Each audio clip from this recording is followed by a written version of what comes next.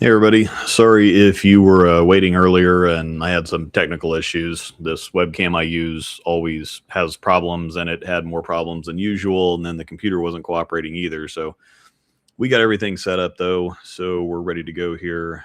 Um, so basically what this is going to be, I'll kind of ramble through this and might talk through it a couple times, just waiting for people to kind of show up.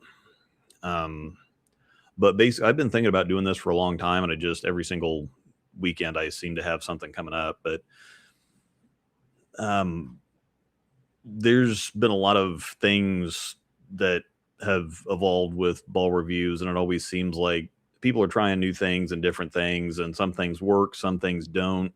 There's always things that people request, but and those requests are taken into consideration, and people will they'll listen to feedback and they'll kind of adjust some things. But at the same time, we just still continue to kind of do what we feel like we should be doing, instead of kind of saying, hey, okay, what does everybody want to see, instead of us just kind of guessing at it or thinking what we need to show. But at the same time, there's certain limitations, right? So this is going to be in an ideal world. Yeah, we could get the company would send us a case of balls. We could go out with four different people, four different styles, layout, surfaces, have the center put out, four different patterns or whatever else, and just spend like 2 hours doing a ball review. But that's not realistic, and I think everybody kind of knows that. But there's ways to kind of come together on that too. And also, ball reviews have this is kind of oddly, or coincidentally timed with what Sweep the Rack was talking about the other day with their worst of the week, and Hicklin wanting to get everybody together at the CTD center to kind of do some stuff. And but this is just when it happened to work out. So the bottom line is that ball reviews need to exist. They have to, because otherwise you've got tons and tons of bowling balls coming out, and you have to use bowling balls to play the game. And especially those guys bowl on sport conditions. They're big fans. They're proponents of, tougher conditions. You need more equipment on tougher conditions, because if you're bowling on the same house shot every single week, there's a lot of you that just take 2 or 3 balls to league every week, and you use the same balls that you've been using for the last 2, 3, 4 years or whatever else, and you don't really need a whole bunch of equipment to bowl on a house shot. Now, you might want more equipment. It's like, every time you go to the golf course, you may not use all the clubs you take, but you're still taking 15 of them. You could do just as well taking 6 or 7 different clubs of the course. But it really depends on how good you want to do. If somebody wants to wheel in 6 balls to a house shot, more power to them. If they want to have more options, they want to have a better chance of bowling better, whatever, let them. But on sport conditions, tougher patterns, or you're going out of town, you don't know what you're up against. If you want to legitimately be competitive or succeed, the name of the game right now is equipment. So you have to have equipment to play the game. And with all these bowling balls coming out as fast as they come out, you have to have reviews. They're a necessary evil, whether you think that they should exist, shouldn't exist. Whether you think that, even a good ball review is going to promote the bowling ball to the consumer, customer, bowler, whatever else. Like, I can make the best ball review that I can make, and it's still promoting and advertising that ball to everybody, but that's just the way that it goes. So so I've got a list here, and I'm going to type into it. I may be able to get this. We're going to go shoot some reviews tomorrow, and I may be able to implement this right now. I might be able to take an existing ball and do what I can do. Maybe I have the footage for it. Maybe I don't, but we will have to see. But yeah, so I wanted to take everybody's feedback and talk about some stuff. And if you have suggestions, just going ahead and put them out there. And I'm going to have some feedback for you too, you might say, okay, well, I'd really like to see this, but it's the same thing with, okay, well, no ball company is going to send us 4 bowling. They're not going to send us a case. most of the time we have one to work with. And so there are certain limitations. And so the balancing act is, what can we do that's not going to take forever? What can we do that's not going to result in a 45-minute ball review? What can we do with what we have to work with and what we can get out of the centers as far as lane conditions and whatever else? How can we figure this all out so that it's as good as it could be without me or anybody else just continually kind of throwing stuff at the wall and seeing what sticks? So there are still, even within the confines of what we had to work with, there's still all kinds of things that can be improved. There's all kinds of things that we can add. There's all kinds of, graphics or more information, less information. There's all kinds of things that we can do still within the confines of one ball, one bowler, probably one condition, one center, whatever else. But we can talk about it, and I can let you know what's realistic, what's not realistic, what kind of, because even something like somebody put a comment in here about surface. It's like, well, if we can do 2, 3, 4 different surface changes inside of a video, do we have the time to efficiently do that? Do you want to add 5 or 10 minutes to a review just for something that's kind of fairly simple, like surface changes? Surface changes are about the most mathematical thing in bowling. If you rough the surface up, the ball gets stronger, earlier, and smoother. It's pretty predictable as far as that goes. But to his point here too, what kind of how a ball takes surface changes. Some balls react better with surface on. It's not like you just, sometimes it is fairly mathematical as far as a shiny ball is going to go longer and be sharper. Sanded ball is going to be earlier and smoother. But some balls really seem to prefer being sanded, while that same ball may not look that great shiny. And so you might say, okay, well, it looks good out of the box. You probably ought to keep some surface on this one. Or like the Spawn, it was awful. It was awful out of the box. And so that ball is significantly better for me with lane shine on it. Now, that doesn't mean that, given all the variables in bowling with your conditions, your game, your lane surface, you may find something completely different. And that's the kind of yin and yang. And that's kind of the problem with ball reviews too, and what people tend to expect out of them. So we're going to go on ahead and talk through all this. And as we go through it, I'm going to I'll kind of structure this a little bit so that we don't have a billion different comments coming from all different directions. I'll kind of like start at the top, and what I'm going to do with this too is, once I go out there and I get the footage, what I'm going to do is I'm actually going to put together a review. I'm going to go up on my editing rig, and I'm going to actually build the review in real time with all the suggestions and saying, okay, well, we're right here. Do you want, maybe you want a certain kind of a graphic, and I can show you what goes into building it, how long it takes, what it looks like on the screen, all the little things that you don't really think about until it's actually in play in front of you. So, let me go on ahead and, the sweep the rack thing to show something. What's really funny is I made a video reacting to that, because they had a few things. I actually had a few quotes. I didn't post the video, and the video was just going to be, we all need to simmer down about, because those guys will say something, and anytime something happens in the bowling world, people freak out about it. Like, we can watch a sports show like Pardon the Interruption or anything that with Nick Wright, and these guys Stephen A. Smith, these guys can be yelling at each other, red in the face, calling each other idiots, whatever else. But it's a discussion. It's a heated debate. But anytime somebody says something even remotely critical in bowling, everybody falls to pieces and they go to Facebook to complain and whatever else.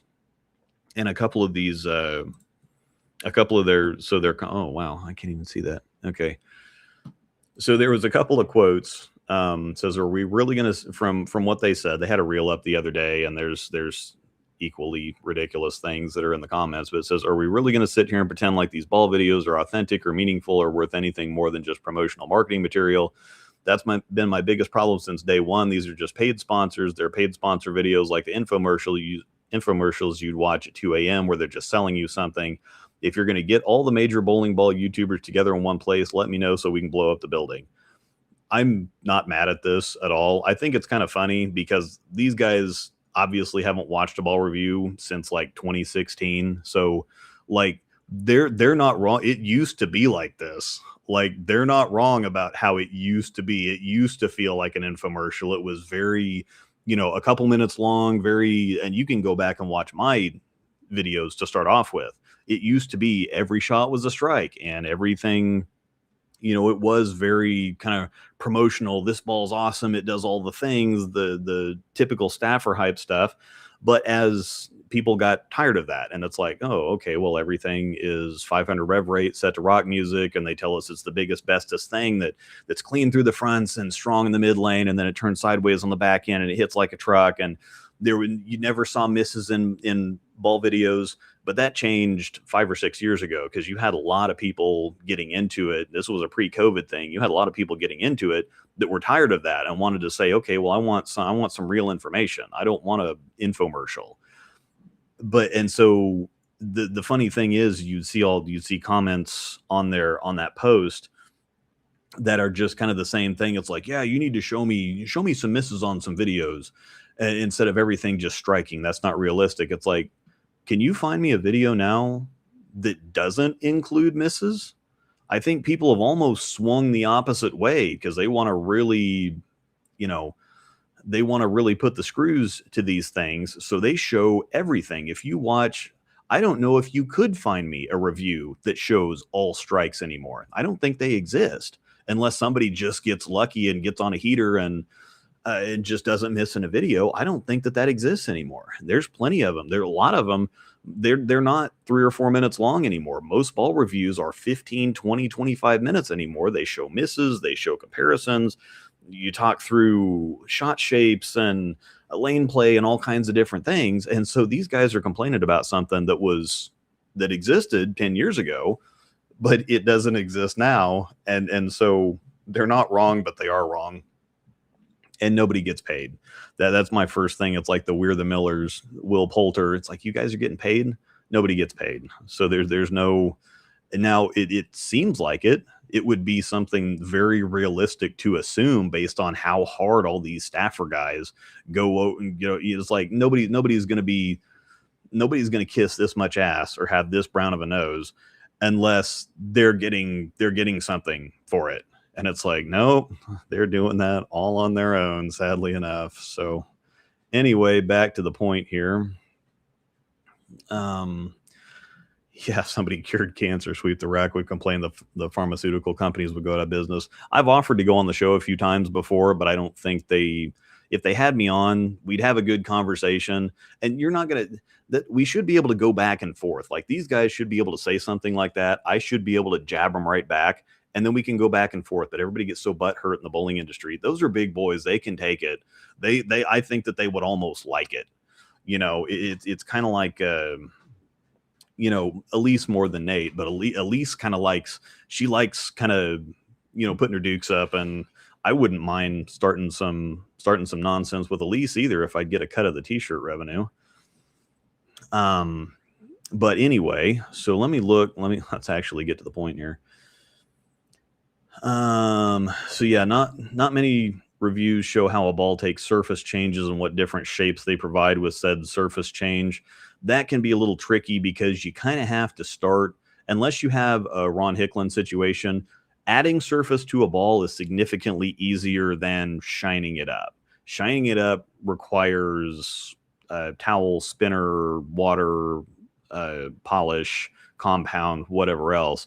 That's not something that's very practical to do on the lanes while you're doing a review. You almost have to start with it shiny and then just say, okay, let's do it at 3,000. Let's see what that looks like. Then let's go down to 2,000. Let's go down to 1,000. I hate doing that live because then stuff gets dusty and then it messes with my hands and it creates release problems and whatever else. We might have to do what we have to do. And again, surface changes are fairly mathematical. You're going to see the same thing. It's like, oh, okay, well, that ball hooks more now, or it hooks more, it's earlier and it's smoother. Sometimes there's some different things, and it's not always going to be the unfortunate thing about reviews. It's not always a one-to-one. This is what happens for me, and so this is what's going to happen for you. You have to develop a relationship between what you're seeing and what you actually get. And so it's like, oh, okay, if we're watching Angel throw a ball and you get the same ball, it's like, oh, okay, so this ball's, it seems to be a trend where it's like, okay, this ball is going to hook a little bit more for me, and it's going to be a little bit sharper for me because of where I bowl at's different. We're on a different condition. We're on whatever else. So you're not going to be able to put the same layout on the same ball and get exactly the same ball reaction. So that's caveat number one. Reviewers help us figure out what the cover stock does, as the name of them rarely helps anymore. You get familiar with that when you drill so many balls, but not drilling stuff. It's really hard to kind of keep track of what's happening, because even the cover stocks, even if the named ones, if you kind of know what they do, like there's a few different strengths of HK22, for example. So HK22 can be involved in the Spawn and the Paragon Fire and the Zero Mercy Solid, but it can also be involved with the Danger Zone Purple Ice. And it's like, there's a couple different additives that go in there too, but there's pretty big difference between the hook potentials of that. So, just saying, oh, this has got HK22 in it, it's like, well, that means it's probably going to be fairly sharp, but it doesn't really help me much with the strength. So there's a few different things that we can kind of read into there. One of the things I love in your newer reviews is the Arsenal 1-6 builder. And that's just those are just suggestions. Those are something to throw out. This might be how I would build an Arsenal. There's 8 million different ways that you could build one. And there's different Arsenal building philosophies, like depending on what you bowl on. Some people do like to have the really big, strong ball and go all the way down to the really weak ball.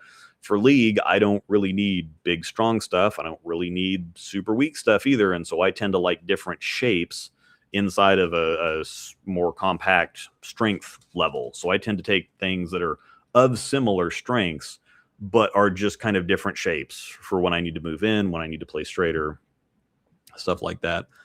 I'm hoping more reviews use the ball in the conditions it's designed for. For example, take the new Hustle VP and do a review on the burn. This is something that's tricky to do, because if I show like a Zero Mercy Solid on PBA Dragon that's longer, heavier, whatever else, and then I show a Hustle VP on the burn, they're going to look very similar. And so you're going to come away from that saying, oh, well, this looks like the Zero Mercy Solid, and the Hustle VP took the same amount. And it's like, no, that's kind of an optical illusion, because we're on very heavy oil with the big strong ball, and we're on very dry or on the burn with a weaker ball. But the result is that the balls look very similar on camera, which is why I use one pattern, so that we can see more easily the difference between the strengths of the balls. The point of a ball review shouldn't be to make a ball look good on camera. It should give you the best idea of how a ball actually reacts. And so if you see, even if you know, okay, this is on a lot of oil, this is on very dry, but the ball reaction looks the same, you don't know, you have no frame of reference for, it's like, okay, I know that they're being used, but how if you haven't ever bowled on PBA Dragon before, then you don't know exactly, okay, how much, so, okay, that's heavy oil, but how much oil is it? Or if I'm on burn, it's like, well, how much burn is it?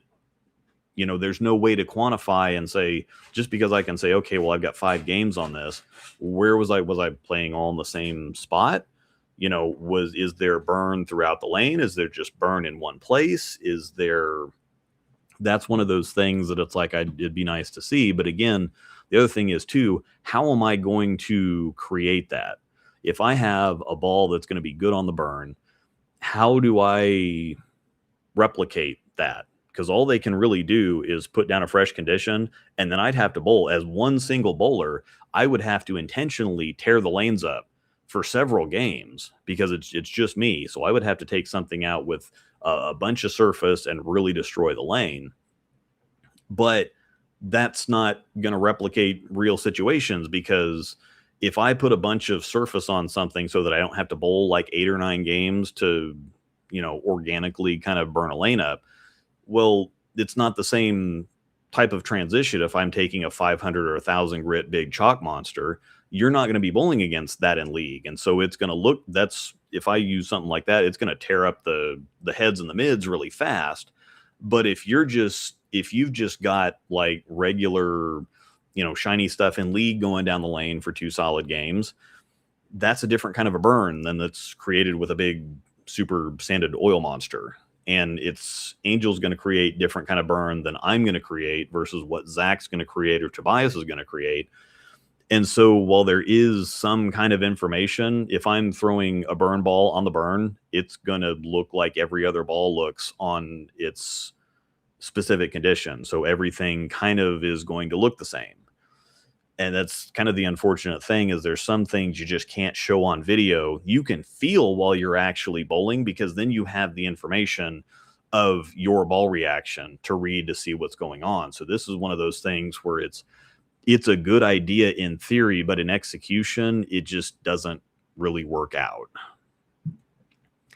Would an out-of-box surface reset give a better look at a ball that's broke in? No, not really. And that's why when I do comparisons, I tend to pull original reaction footage.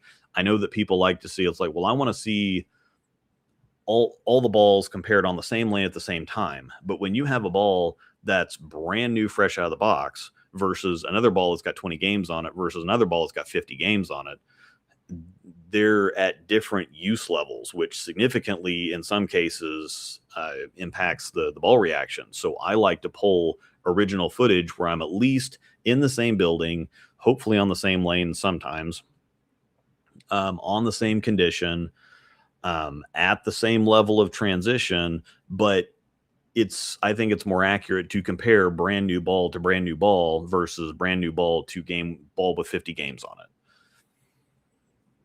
So, and that's another thing too, is a lot of people like seeing a ball out of the box because it's how the manufacturer intended it. But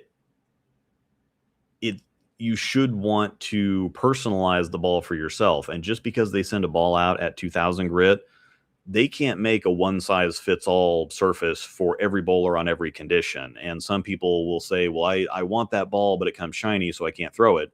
It's like, well, Angel throws plenty of stuff that comes shiny, but she takes it to 1,000 or 2,000 grit, or sometimes we just knock the shine off. It depends on kind of what the ball is asking for and what she wants, but she typically can't throw stuff with shine on it. And so that would, if she stuck so hard to the box surface thing, that would eliminate, half, 3/4 of the ball on the balls on the market. And box surface is typically fairly harsh because they do want to deliver a message with it. They want to say, okay, well, we designed this ball to be cleaner and sharper, and so we're going to polish the living shit out of it.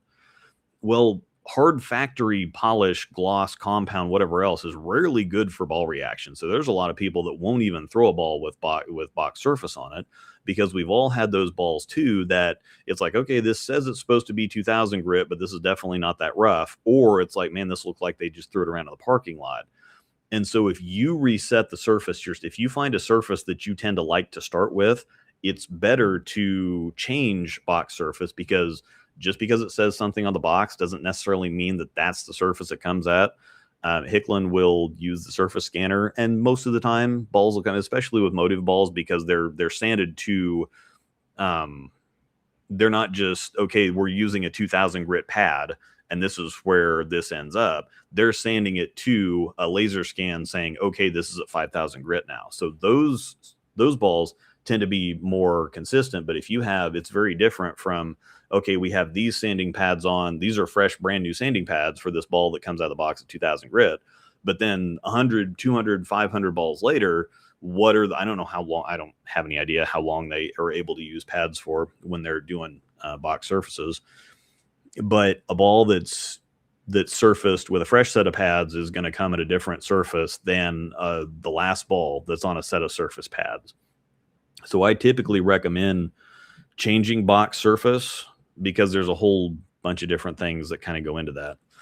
I appreciate the reviewers who mentioned that they have done surface prep to make a ball do certain things. Yeah, typically Zach will change we'll change the surface. And that's something too that I can communicate to you, and you can do exactly the same thing. It's like I used a fresh 3000 grit Abralon pad by hand for 30 seconds. You can do exactly the same thing and get a whole lot closer to that surface than if I just say, okay, well, my ball came at box, it looks a little rough. And you might get one that's like, well, mine came a little shiny. It's like, well, okay, then you're not, you don't have the surface. You might be at box surface, but you don't have the surface that the box says it is. So that's another thing that can kind of trip people up. The problem with ball reviews is that they are an out-of-box snapshot, then it's on to Cincinnati. That's kind of the thing, is that you can only get a rough idea. Anybody that's watching a ball review to look at super solid concrete, it's not like some things where we're not able to get a ball like 3 or 4 months early and then be able to test it for a while and say, okay, well, we were able to throw this ball for 50 games and here's lifespan information and here's whatever else. It is just a snapshot of, okay, this is what you're going to get out of the box. I don't know how long the cover is going to hold up. I don't know how this is going to exactly fit for you, because people have different experiences with certain balls too. Like some people will say, okay, well, yeah, I got this ball and I've seen some stuff about the Nebula here recently where people are saying it's like, yeah, I threw it for 30, 40 games and it just doesn't have that snap like it used to. I tried to resurface it. I tried to detox it, and it's in bad shape. I was talking to a buddy of mine that's been throwing a Black Widow Mania literally since it came out, and it looks exactly like day one. That was my experience too. But other people are I mean, he's got a couple hundred games on it, because that's basically all he's been throwing since it came out, and it still looks fantastic. And I asked him the other night, I'm like, is that still the first one that you drilled? And he's like, yeah, dude, I haven't done anything to it. I don't clean it. I just throw it and it's perfect. And other people are like, well, yeah, it was really snappy for 10 or 15 games, and now it just kind of wiggles, or it got really smooth. So it's like different people are going to have different experiences, and we all bowl on different conditions. So the best thing that you can hope for is kind of a snapshot of, this is what this ball generally reacts like. And so that's, again, why you need to develop a relationship with certain reviewers as to what, this is what they typically get. And then when I drill this ball, this is what I typically get, and develop some kind of consistent, okay, well, if it does this for them, that means it's going to do this for me. And then you drill another ball, and it's like, okay, this seems to be something that I can typically expect. But yeah, that's another issue, and which is, I've been meaning to do report cards. I'm really trying. I actually got the list compiled so I can go through and start doing them. I just need to figure out an efficient way to do them, or be able to do them more often. But at the same time, there's some certain balls like a Hammerhead Pearl that just does not fit my game. There's other people's like, oh man, this ball is great. I love it. I haven't thrown it since the review, because it really didn't even look that good for me in the review. And so I'm not going to have any kind of longevity.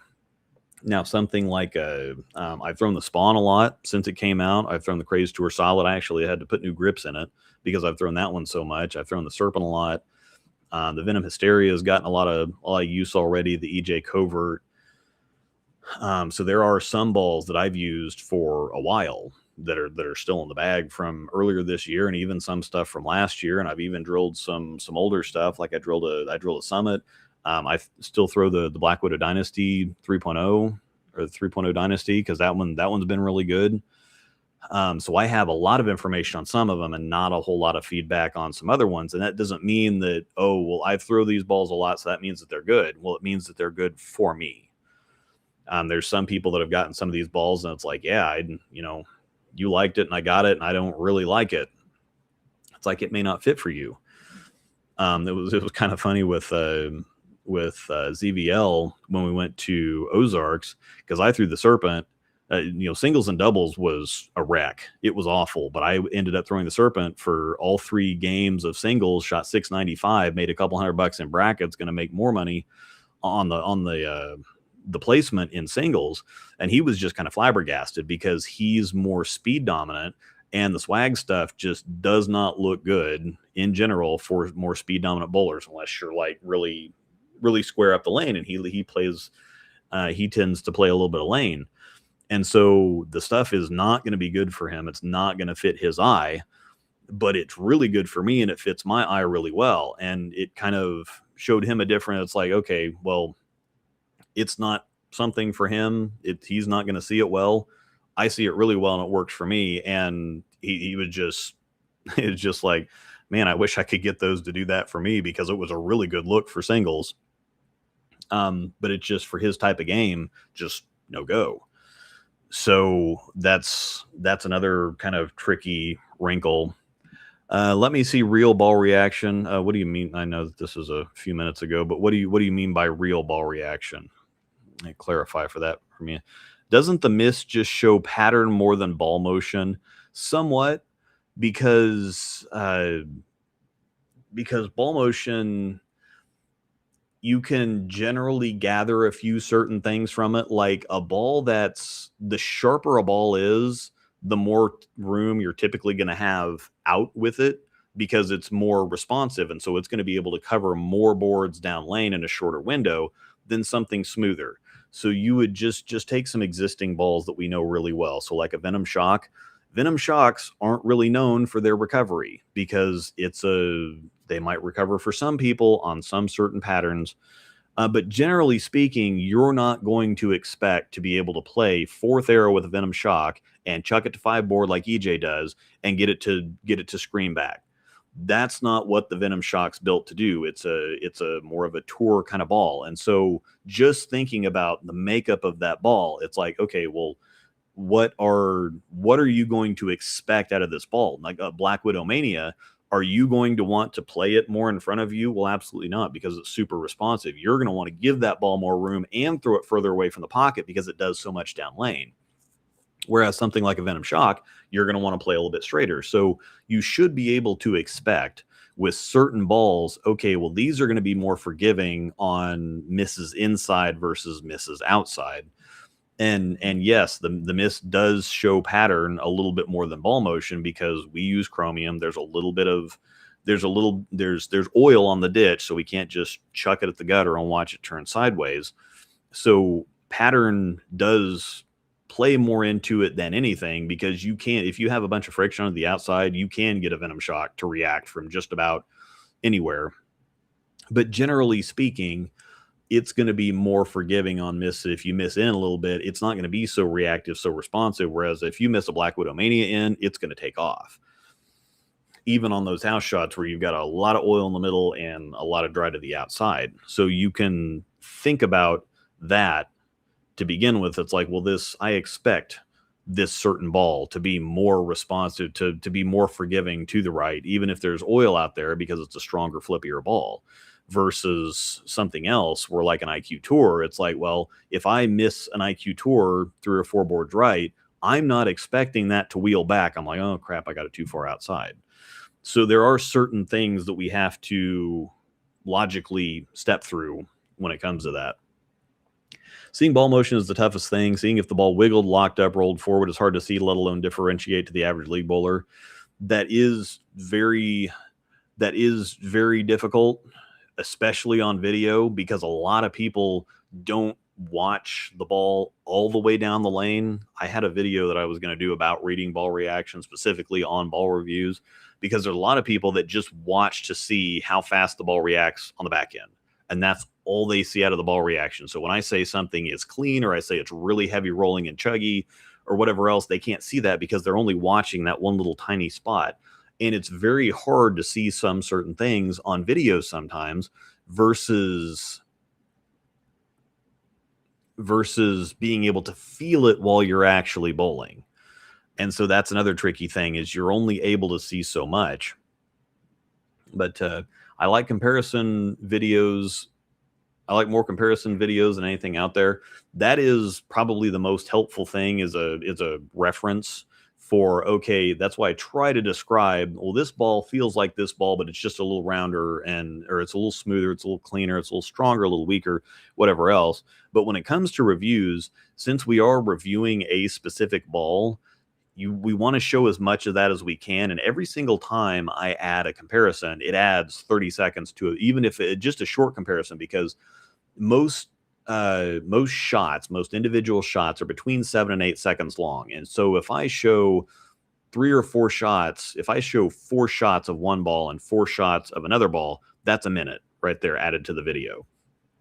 And by the time I would add 4 comparisons, that's an extra 4 minutes onto a video that's already probably going to be 10 or 15 minutes long.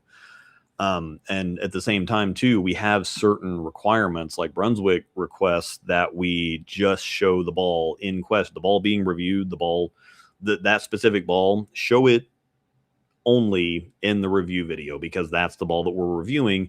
So we don't want to see 3 or 4 other balls in the review.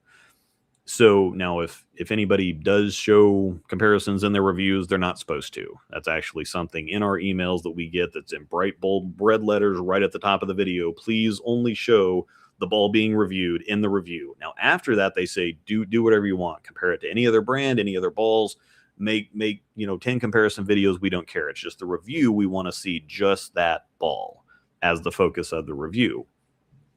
And I just don't have the time to get around to a whole bunch of comparison videos. Plus, as people have asked for, I want to see different bowlers and whatever else. Well, if I drill a ball and then Angel drills a ball and then we have other balls over here, it's like, well, I can kind of show, I'm kind of limited on the comparisons that I can show based on, who's throwing the ball. But comparison videos are very helpful, or just comparisons in general. Sometimes we can't show everything, and sometimes stuff doesn't come through the camera well. I saw a comment on Charles' Black Widow Toxin video saying it was sponsored and dishonest just because he edited out the time between his shots picking up the ball from the turn and wiping it off. Yeah, that's one thing that's kind of unfortunate, is we can show you videos with no cuts, but there's going to be a bunch of dead space, and nobody wants to watch all that dead space. So just because some of that stuff is edited out doesn't mean anybody's hiding anything. We're just cutting out the 45 seconds between throwing the ball and the ball coming back and wiping it off and being ready to go again. And so it's not, especially if Charles shows all kinds of misses. He shows you every shot he throws, even if he does put one in the ditch, even if he does send one 5 boards, an arrow right, or if it goes Brooklyn or whatever else, it all makes it in the video. So it's like, well, if he was going to edit stuff out and try to clean it up and make it look prettier, you'd think that you wouldn't see those crazy misses. Or, when things don't go right, because I've had things happen like that too. And even we got either one coming soon or one that we got one coming soon where Angel leaves a couple of splits, and then we end up, shooting at the split to see if she can make them, or go back through the washout or whatever else. And so it's like, well, if we were trying to make something look a certain way, you'd think that we'd, make stuff look a little bit better than the finished product ends up being. But that's one of those things that some certain people will, again, like Sweep the Rack, they're just going to complain about stuff. And even if I went on the show, and they're not, I've offered to go on the show before, and they're not going to have me on because I would set the record straight, and then they wouldn't have anything to complain about anymore. So that's never going to happen. But yeah, that's one of those things. It's like, okay, what do you want? Do you want an honest video where there's no cuts and there's no anything, but it's 45 minutes long, because that's how long it takes to film some reviews? I've tried to cut them down, but most of mine that I film are between 35 and 45 minutes. And then I trim all the fat so that you have something that's, even at 25 or 30 minutes, that's still more palatable. That's not just a long slog where you're just kind of waiting for 45 minutes or 45 seconds to a minute in between every shot. People want to see more shots faster, because it's like most people don't want to sit and watch a 45-minute ball review, even though it is. And that's kind of the purpose of doing this when we finally actually get to putting some notes down here. But that's kind of the purpose of doing this, to show you that, okay, some requests are like, this would be great to have, until you actually think through it. And then it's like, yeah, I don't really want to sit for 45 minutes and watch a ball review that's got a bunch of dead space in it in between shots, just so I can feel better about the honesty and integrity of the review. Different layouts can make a ball how it goes down the lane, but knowing your house pattern is key. Yep. Assuming misses are the same release and not just a bad shot, when Zach or Tobias miss, it gives a no-go zone ball not capable, but when the reviewer puts no hand in it and dump it in the puddle, it doesn't help. See, that's the other thing, which is there's certain people that like voiceovers and there's certain people that like the live comms. And so I've got a couple reviews coming here fairly soon that do kind of go back to the hybrid. I start with a couple minutes of voiceover to get you started, and then we have some live comm, and then I have a couple minutes of voiceover at the end to kind of do a recap and do the ratings and whatever else. And I'll get some feedback on how well you guys like that. But if you're just doing a voiceover, you don't have that shot to shot context, and it's really hard to see on video sometimes. It's like, okay, well, did that ball just not recover, or did the bowler dump it, or did they miss it? Where are they targeting? Did they miss it out? Did they get a handful of it? What happened? Is it the bowler's fault? If a ball doesn't strike or it doesn't react well, is it the bowler's fault? Is it the conditions' fault? Are they playing in the wrong spot? Which happens a lot in ball reviews. We're not always playing in the right place because we're trying to see, okay, well, how straight can we play straighter with this? Can we get deeper with it? Is this a ball that likes to stay straighter on the lane? Does it like to play deeper? Can it do a little bit of everything? But I think the live comm part of it is important so that you have that shot context, so that it's like, oh, okay, well, I let that ball out and I thought I dumped it, but it actually finished. Or that ball didn't finish specifically because I dumped it and I missed 3 right or something like that. Yeah, people need to know that video edits happen, not to deceive, but to be concise. Yeah, that's what I was just talking about. You can have it one way or the other. Do you want a shorter video that's easier to watch, or do you want to have to fast forward a lot through the video because those same people that complain would complain about the same thing. So what would be the purpose of having a weak and smooth ball based off ZVL's ball chart, like the Storm Monsoon? Yeah, Shimrecker answered that pretty well, I would say. Because yeah, sometimes you get on it's like golf clubs. You have different golf clubs because you're in different situations all the time. It's like, well, it's like asking what the purpose of having a wedge would be. It's like, well, if you're close to the green and you're in the rough or you're in a sand trap or whatever else, you need to get the ball up and then stop it. You wouldn't want to be hitting a 4-iron out of a sand bunker, 30 feet away from the pin. It doesn't make any sense. So that's why you have the different kinds of bowling balls. You may not need a weaker, smoother ball, but because you just may not use it very often. It's like there's not a lot of people out there that need a Zero Mercy solid either. But they exist just to have options in case you run into those certain situations. Arsenal Builder is an excellent information for us non-savants. Yeah, and knowing how balls relate to each other and compare to each other is needed information. So that's probably something that's going to go on my list here. Now I understand why reviews always use the fresh. Thanks. Yeah, it's unfortunately just one of those things. It's like, well, this is kind of why we have to do this. It's not ideal. I wish we could do certain things, but it's kind of like sometimes you're just stuck with what you're stuck with. Piece of tape on the axis point fixes the optical illusion regardless of what pattern the ball is on for burn lane, regardless of what pattern goes down. I'm still not up. I still don't get the piece of tape thing, because all it does is show you how much a ball flares. That piece of tape is going to be going crazy on something, a big, strong ASIM, but if you put it on something like an IQ Tour, it's not going to move a whole lot. So, and if it's like, well, an IQ Tour has a very low differential, it doesn't flare a lot, then that piece of tape is not going to move much. But if you come to something like a Zero Mercy solid, like a Black Widow Mania, that thing is going to fly and go crazy all over the place. So that doesn't really tell you anything about ball reaction. It just tells you how much the ball flares. And we kind of already know how much the ball flares by looking at the oil rings and looking at the ball information. Because a ball with a higher differential and asymmetry in addition is going to flare a whole lot more. And so you're going to get two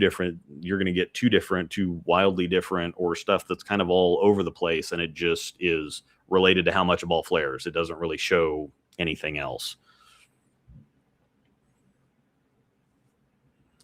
I'm still learning for friction control. Okay, so probably answered that. How strict are companies about comparisons in the initial review? Oh, yeah, so I didn't get down to this question, but I kind of answered it. I think including the difference of a new ball to one shot with a well-known benchmark ball is helpful. This is something that I think I would like to try to incorporate. I've got to figure out how to make it work, but somebody else has suggested the same thing. It's kind of like if we have, like, say a storm ball, like use the phase 2 as the benchmark. It's like, I want to see how this new particular ball acts in relation to the phase 2, because the phase 2 is established. Most people have drilled one. If you haven't drilled one, you know how it reacts. You've seen a lot of other people throw it. And so even though you know something like a hyperdrive pearl is not going to be, it's not competing with a phase 2, you still get a judge for, it's like, okay, so it's quite a bit cleaner and quite a bit faster. But having that kind of benchmark ball that everybody knows and everybody understands for kind of a reference is helpful, especially for fans of certain brands. So if I can figure out how to make that happen, I'll see if I can do that. But again, yeah, like I said, with Brunswick, I would have to do that in a separate video. There's some people that do it anyway, but they request that we don't show any other ball in the initial review video. Now, some, like Storm, requires it. They require to have at least one comparison in a review video with a ball that is still currently in the line, that's been recently released. Motive doesn't care. Swag doesn't care. They have no opinions on that one way or the other, but Storm and Brunswick do.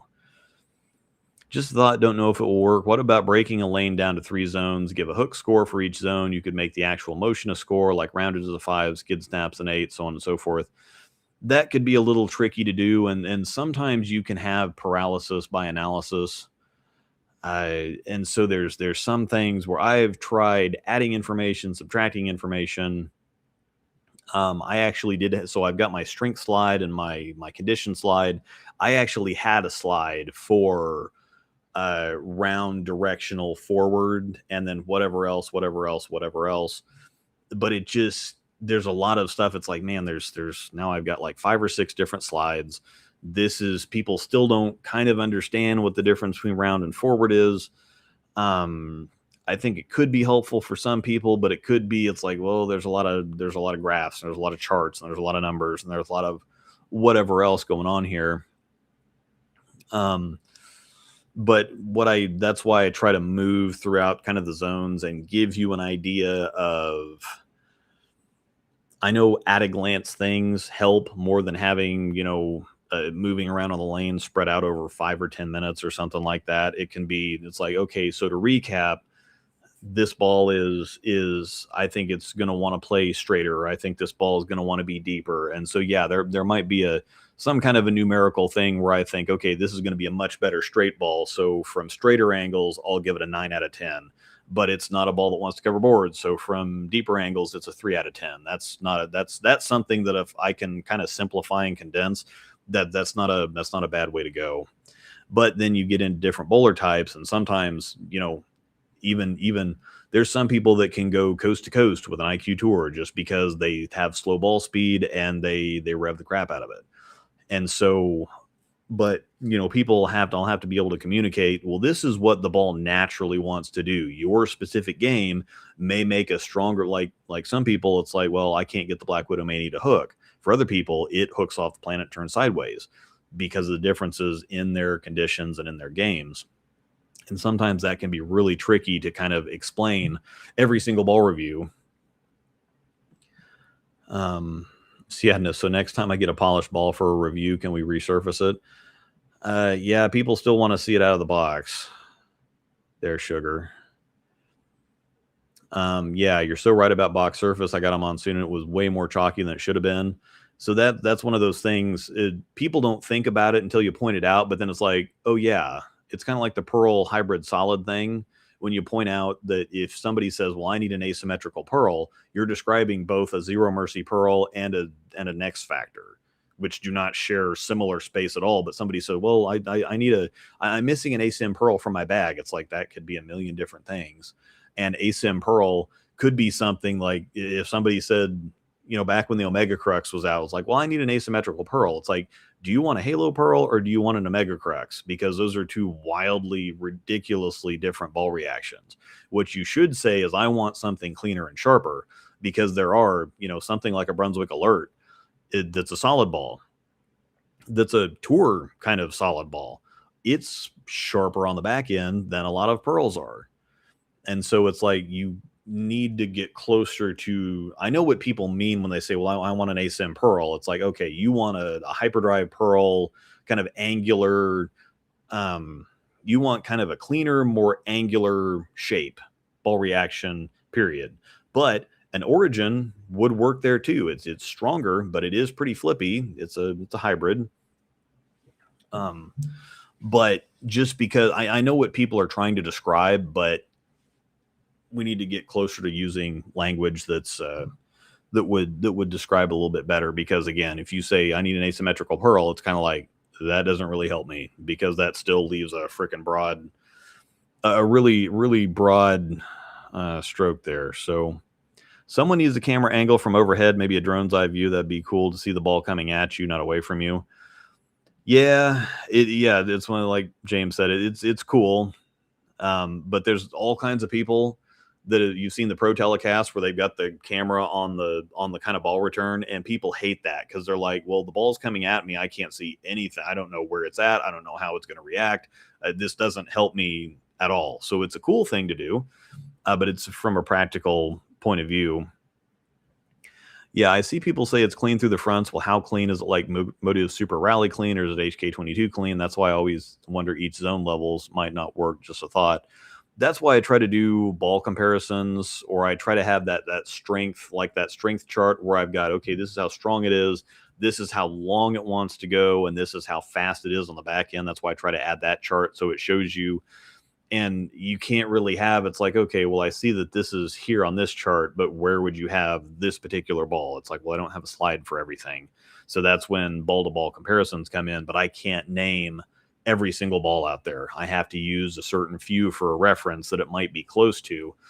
It's like, so a Black Widow Mania, I'm going to compare that to probably, Gremlin, Hyperdrive Pearl, stuff. That's what I'm going to compare it to, but I'm not going to compare it to a Super Rally, because I would think that it's obvious that that's going to be a lot cleaner, and it's not close enough to really give you a certain reference. But if you have a Super Rally and you're like, well, I need something stronger, sharper, but how much stronger is it? How much sharper is it? How much earlier is it going to be than this? Like, how is it going to be in relation to this? That's one of those things that's kind of tough. That's just kind of not an option. I'm curious as to if you ever wanted to redrill the Alert right-handed. Yes, but I already go through so many balls that I actually did. I love the Black Widow Mania, and so I did order one for myself to drill righty, but I just haven't gotten around to it because I have plenty of other stuff that I'm throwing at the moment. But it's there, and I've had some other stuff, like I've got an Origin that I really wanted to drill up. I've got an Ion Max. I've recently acquired an Alpha Crux. I just don't know when they're going to get holes, because it's like, I don't really need to go out of my way to drill more bowling balls, because I already drill like 5 or 6 a month anyway. Maybe not that much, but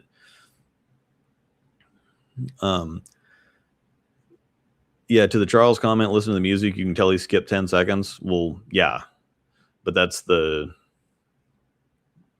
kind of thing. It's like, yeah. So yeah, if you listen to the music or you listen to whatever else, you can tell that somebody's skipping around. But that's the thing, is it's like, do you want to listen to extra 10, 30, 60 seconds of just dead space while the ball's coming back and he's getting reset or whatever? Thanks for all the information. Yep, sure thing. I feel like I get the most out of your reviews. I'd like to think I'm fairly close. They could be cleaned up, but I've done this long enough to where I've kind of figured out what can I do, how can I show this, and some certain things you just can't. And that's kind of the point of, that's a little bit of the point of this, is there are some things that we can do better, but some of it is just like, yeah, this is a great suggestion, but it just doesn't work because of this constraint or whatever else.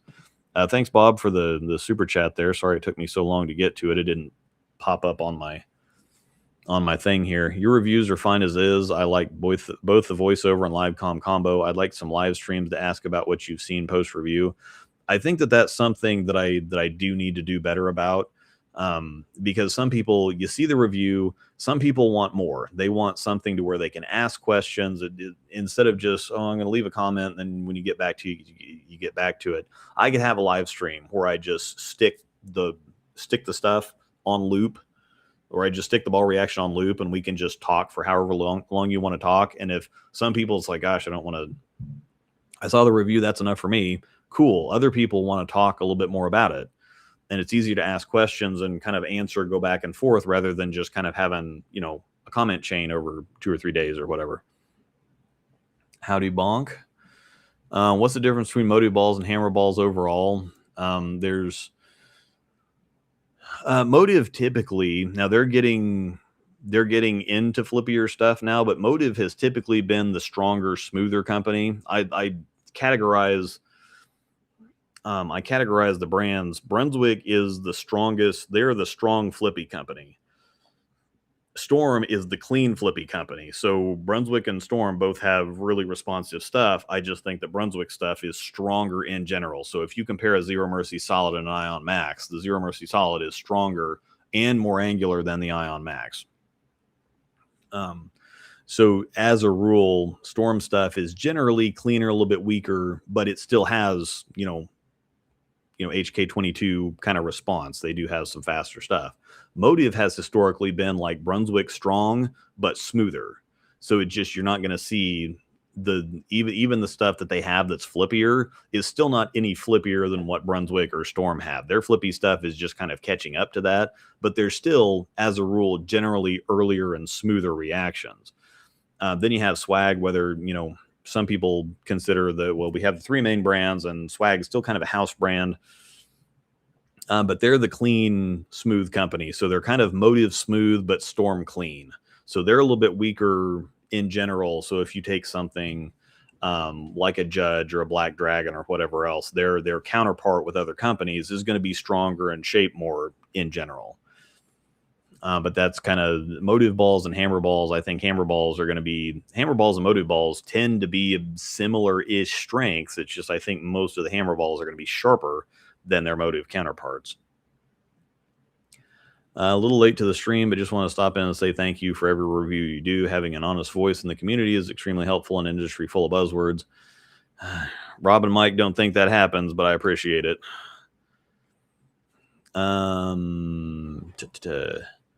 Thanks for the info. Could you run your comparisons based on symmetry, i.e. Ion Pro Solid versus the ASIM du jour, instead of just comparisons to a phase 2? Yeah, we try to do comparisons to more like balls in that same space, because obviously comparing a Black Widow Mania to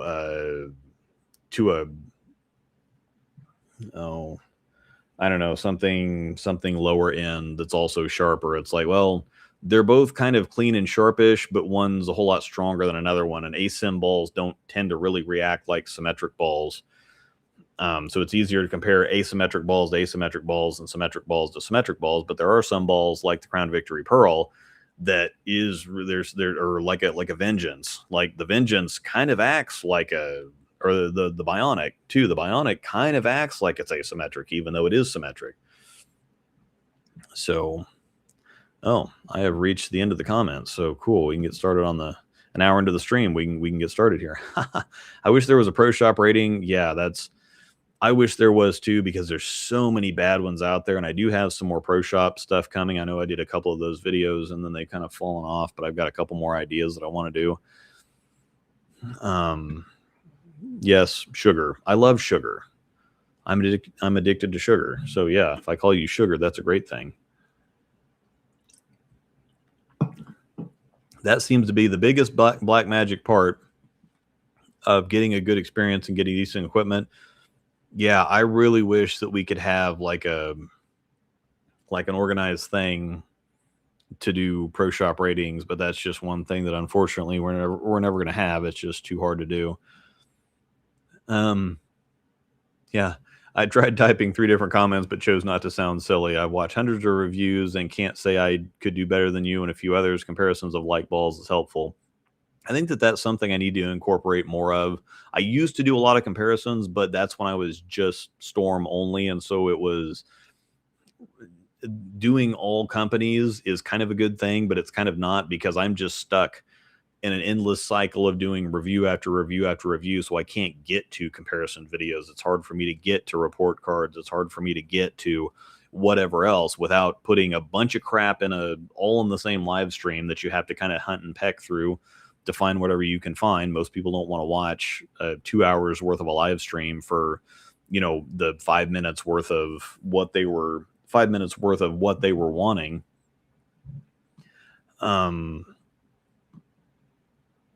But yeah, comparisons of balls is probably going to be the most helpful thing to be able to show.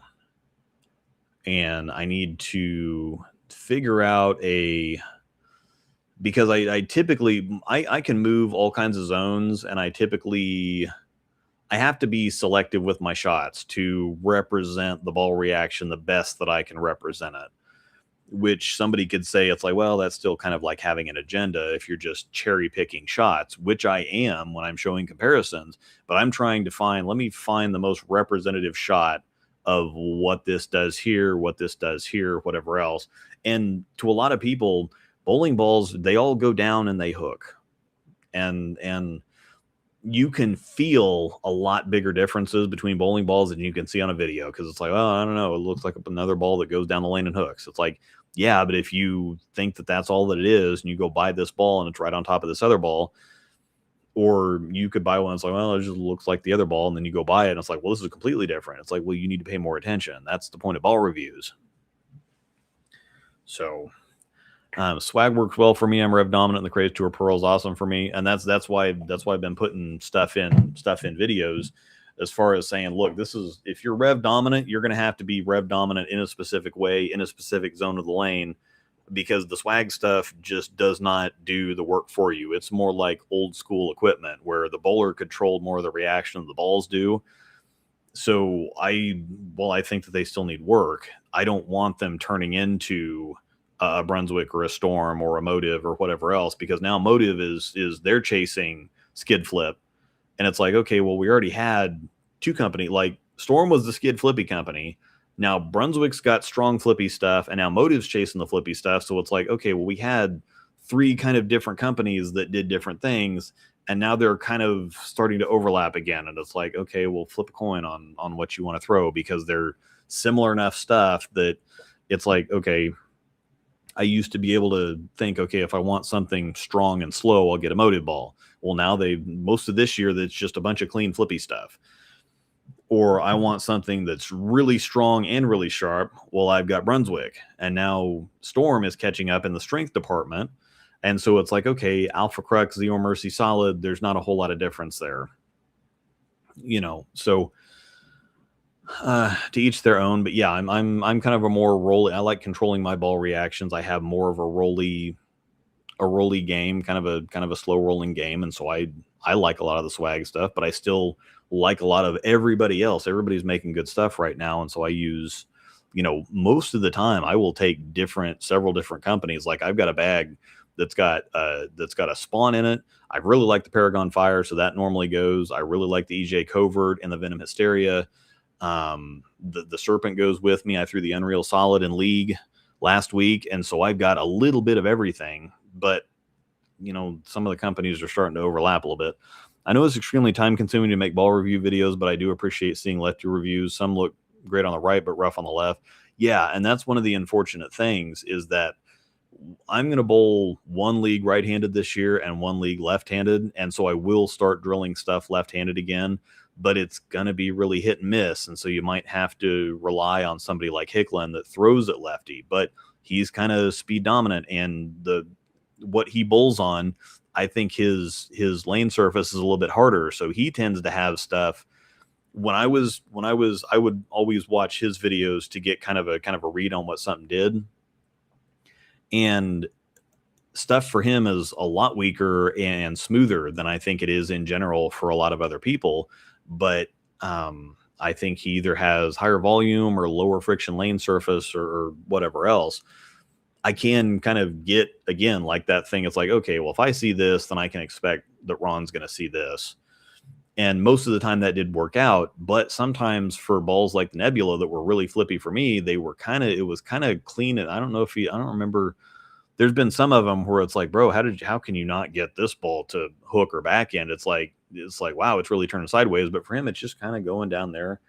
But he's more speed dominant too. So that's one of those things that it'd be nice if every company would just send everybody a case of stuff, but it doesn't make sense for them to do that because they're sending so many balls to so many different people that you should be able to get, okay, well, I'm going to watch so-and-so for this, or I'll watch so-and-so for this. Maybe you don't like the way that they explain things, or maybe you just don't see the ball reaction well from the way that they throw it. But I've learned a lot from your reviews. Your approach and release is similar to mine. Difference is ball speed, but I know my game and watching, I will still know if a ball reviewed works. Yep. Heck, my pro shop won't even give me my specs. I know how to measure it. Yeah. It's just pro shops that don't do that, or I don't understand, because you can pull measurements from an existing ball. So why they won't just give you the drill sheet? And if they do a good enough job, you won't want to get something drilled somewhere else anyway.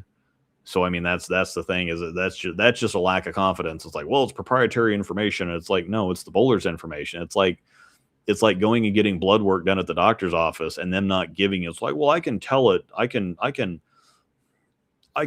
make recommendations, but it's my information. It's like, no, it's your blood. It's like, it's your bowling ball. It's your measurements. It's your hand. If they don't give you the fit or the measurements, that's just a complete lack of confidence in the work that they do, is all that is. Because any pro shop can copy measurements off of any existing ball anyway. So I've never understood that. Wouldn't that come as a consequence of aging lane surfaces? So balls need to be cleaner to allow clearance through the front, so everyone is converging on that flippier motion because everything's cleaner. And that Storm Rotogrip specifically, I know Chris Schlemmer was talking about that, as far as they are actually designing. That's why you have something like a Rockstar Amped that is a nano-based cover, but it's a whole lot cleaner and sharper than most nano covers, like something that's on the Ion Max Pearl, because lane surfaces are getting older. And that's why I kind of harp on the swag stuff a little bit, because rev rates are getting higher. Lane surfaces are getting drier and higher friction. So having something that's cleaner, a little tamer, more controllable is not a bad thing at all. So while I still need to work on their covers, I don't need them turning into another Brunswick or a Motive or a Storm, because people will throw that stuff and say, well, where's all this oil that they're making all these big, super strong balls for? Because everything hooks off the planet for them. And, oil gets more expensive. People are putting less of it out on the lane. So you have higher friction lanes, higher rev rates, less oil being put on a lane. Why do you need all this super crazy strong stuff? So you do a good job. We'll be back and send even more people your way. I appreciate it. So, all right. So we've talked through a whole bunch of different things. So let's actually get on to, and we can use kind of my general review template to start with and say, oh, okay, well, I don't need this much. You can, like, I tend to like to throw 3 or 4 shots in each zone while I'm filming, but that can end up with like 10 minutes of live comm, 15, 20 minutes of live comm, when you just say, just throw a couple and it hit in certain zones. It might take me 3 or 4 shots to throw one good one that we can use. And so do you want to see those? All of them? I put them in there, even though it takes a while. I put them in there just for transparency, so it's not like I'm just lining up. Oh, I'm going to throw a perfect shot here, and then I moved and threw another perfect shot, and I moved in and threw another perfect shot.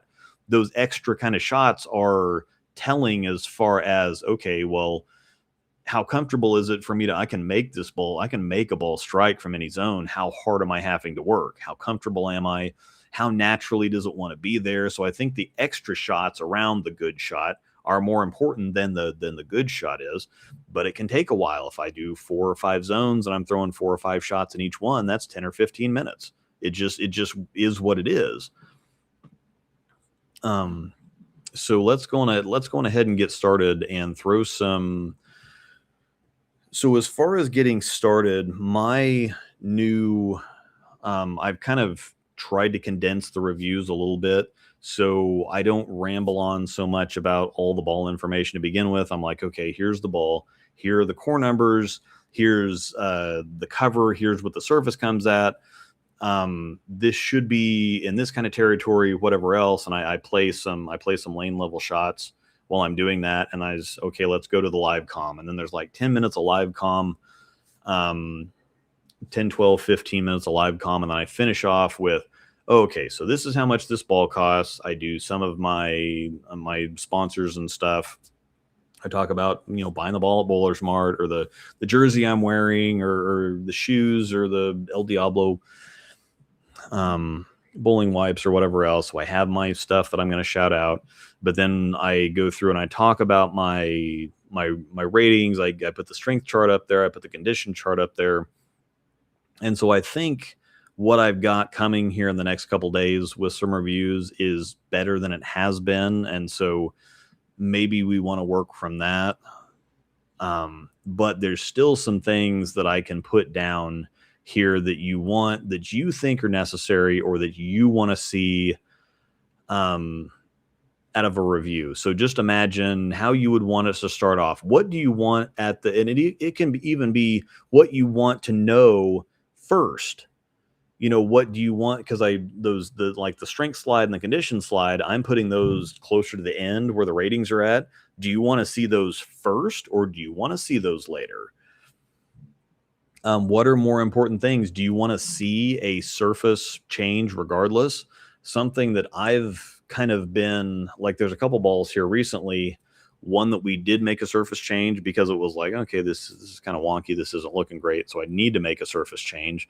But there are some balls that I don't want to make a surface change on, that are, weak or lower end balls, that it's like, well, these balls aren't supposed to be, these are not built for fresh chromium. But I don't want to change the surface to make them look good on fresh chromium, because I like what I think this ball is going to give me in like 4 or 5 games. And so, being that we have to use stuff after the fact, I don't want to change the surface of something that I already like the way it's reacting right in that moment. But at the same time, you're not concerned. You're watching a ball review for information. You're not really concerned with what I do with it after the fact. So that's kind of one of those things, is the only thing I really get in return for the review is the ball. And if the ball sucks, or I change it, or whatever else, then I'm getting nothing but, I get the ad revenue from YouTube, but that's not really a whole lot once you consider how much how much time and effort and cost goes into getting it. And so that the ball is kind of the major compensation for the review. But at the same time, I have an obligation to provide you guys with the best information possible. The problem is I get a certain amount of shots. It already takes long enough to get shots with one surface on it. But if you're like, well, I want to see a surface change, I think a surface change is important. So I'd like to see stuff both at box and then sanded, or maybe the ball comes at 1500 grit or 1000 grit like a Spawn does. It's like, well, I'd like to see that ball shiny. I can't do anything about that during the review. So what I would have to do is I would actually have to start with it shiny and then sand it later. But being that we're on fresher conditions, it would make more sense to start with it sanded and then go shiny, because, I'm not going to typically start with something shiny on fresh conditions of any kind, unless we're on a really dry house shot or something like that. So I'd like to see a couple chicken wing shots so I can relate more. Boy, that's my arm, my right arm still wants to do that. It still wants to chicken wing. And it's a struggle every single shot to concentrate on not doing the wing. Would be a good start after ball specs. Giving the specs on the ball first makes sense, and telling us the pattern you're bowling on and how much play the lane has had on it to start. So definitely this makes sense to start with. So typically I start with, do we care about a release date? Because there's all kinds of stuff that I can tell you. It's like, oh, okay, well, this is the new. Normally I start, well, this is Storm's new phase 2 and it comes out on this date and whatever else. I don't necessarily need to bloat. It's like, the review is for the phase 2. If you clicked on it to begin with, if you clicked on a phase 2 review, I don't need to tell you, well, this is a review for Storm's new phase 2. That's redundant. Do you need to know is a release date anything that's important to you? It's information, but you can also see it if you go to the ball page on the website. And it kind of depends on how much information somebody wants in the review too. Like there's a lot of stuff that you can go find on the website, or you can go look up the ball on Bowler Mart and see, okay, well, this ball comes out on July 20th or whatever. It might be better to have the information in the review so that you don't have to go look other places. Like, well, that's why I come for a review, so I can get all the information on the ball, so I don't have to go to this website and that website later or whatever. But you want to bloat a review. It's like, well, I just want to see ball reaction. Do you want to just see ball reaction out of a review and go get other information wherever you want it from, rather than stuffing a bunch of stuff? A bunch of stuff in the review. So every little thing that I add, and that's the other thing, is every little thing that I add into a review, I typically try to stuff more things into a review. And so they end up 25, 30 minutes. I don't think anybody wants to sit through a 25 or 30 minute video. Some people might, but that's where I could have a live stream, like somebody suggested earlier. That's where I could have a live stream later. And I used to do that back when I was on the Storm. I would have a review and then I would have a live stream where we would chat about it. So that might be, I can offer extra information, extra conversation, whatever else that way, without bloating a review when I just want to see how the ball reacts. Why do we have a 25, 30 minute video full of all kinds of this other crap that I don't care about?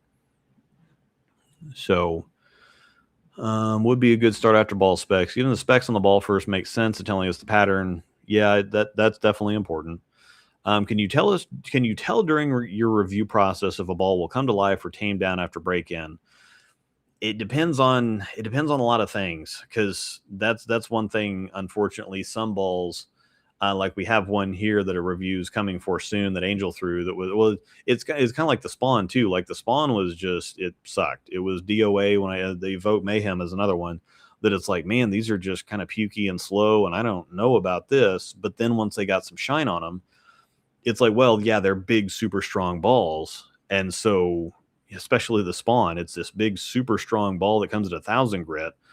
There's not going to be a whole lot of times where you're going to need something that crazy, or a Zero Mercy solid. Not a lot of people need a Zero Mercy solid at box. And so you can kind of expect that ball to come to life as it gets a little bit of shine on it, so it's not doing so much so early on the lane, especially if you don't have a whole lot of oil to begin with, or you're bowling on high friction lanes or whatever else. There's some stuff that's just going to be way too much out of the box.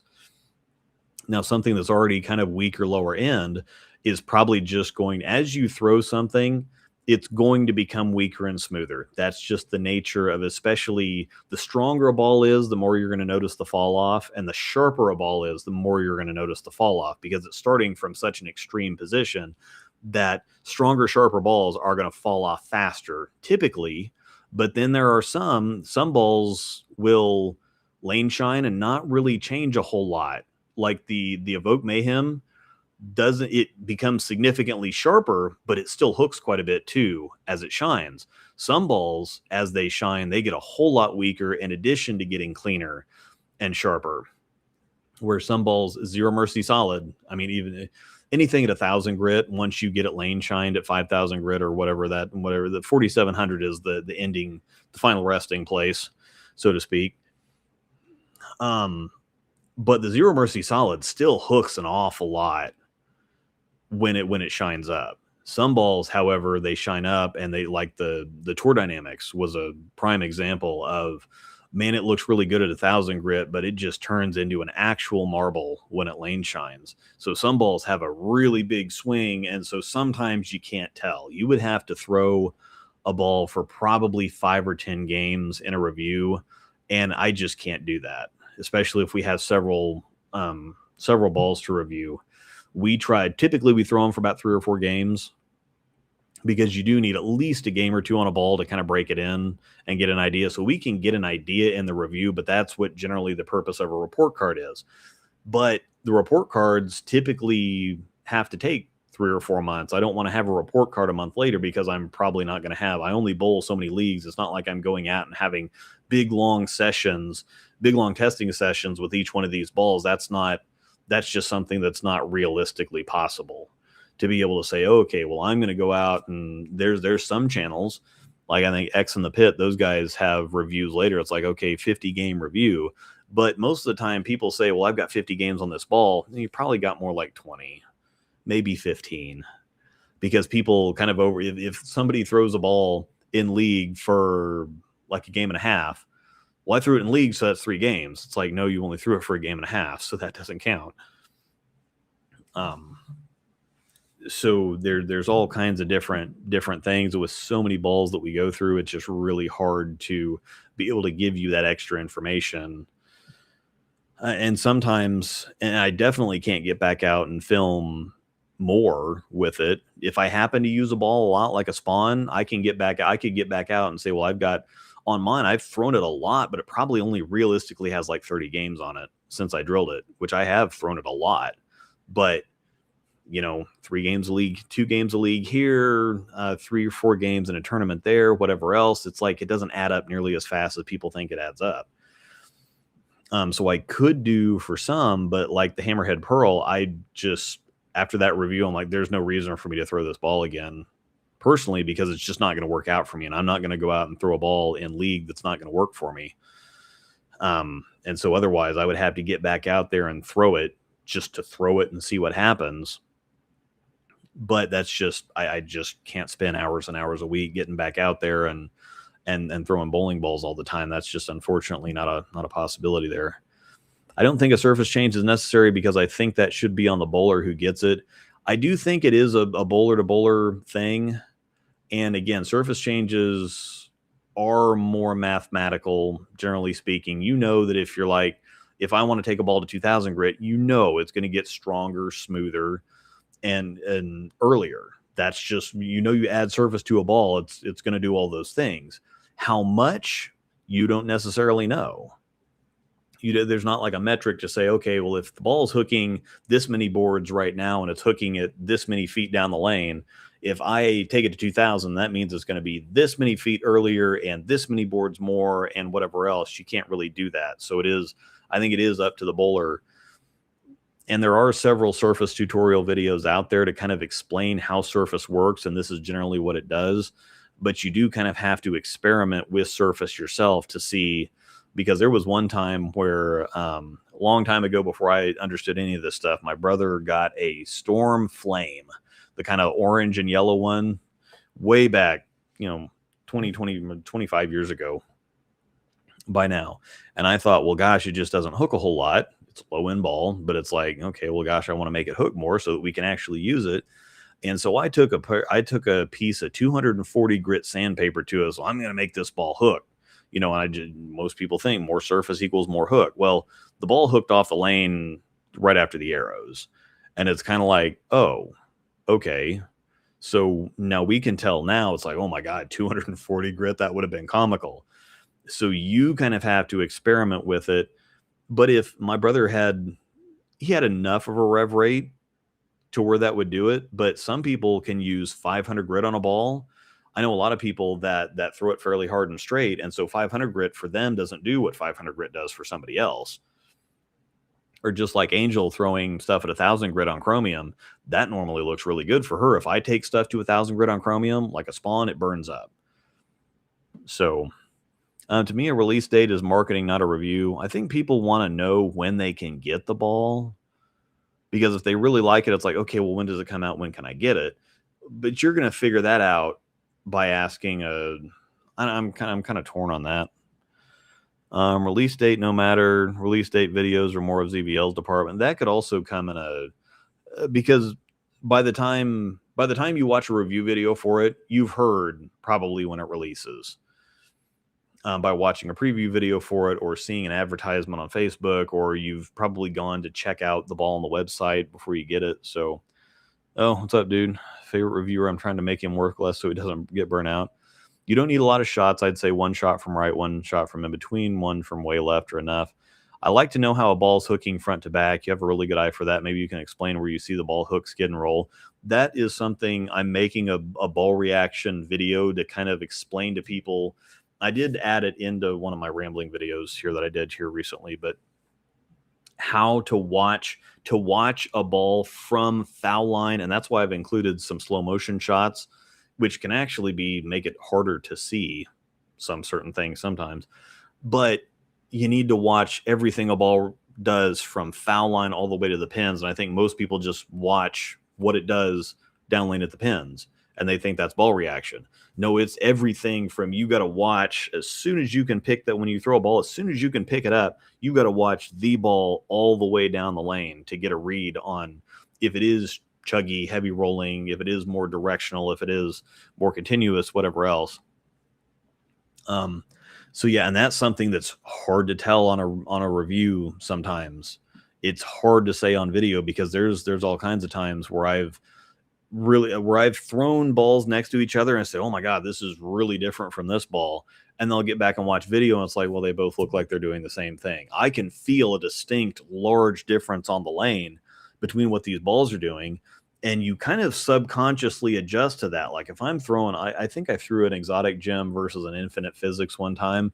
And the infinite is significantly cleaner, rounder, a little bit sharper than the exotic. Like the exotic is just super chuggy and heavy rolling, but because of that, I tend to be a little softer. I don't hit up on it as much. I don't roll it as much as the infinite physics. And so the end result is they can both be thrown from third arrow, but I'm softer and easier. I don't rev up the exotic as much because it's so much heavier rolling, earlier rolling, chuggier, whatever else, where the infinite, you can roll a little bit more because it's a lot cleaner.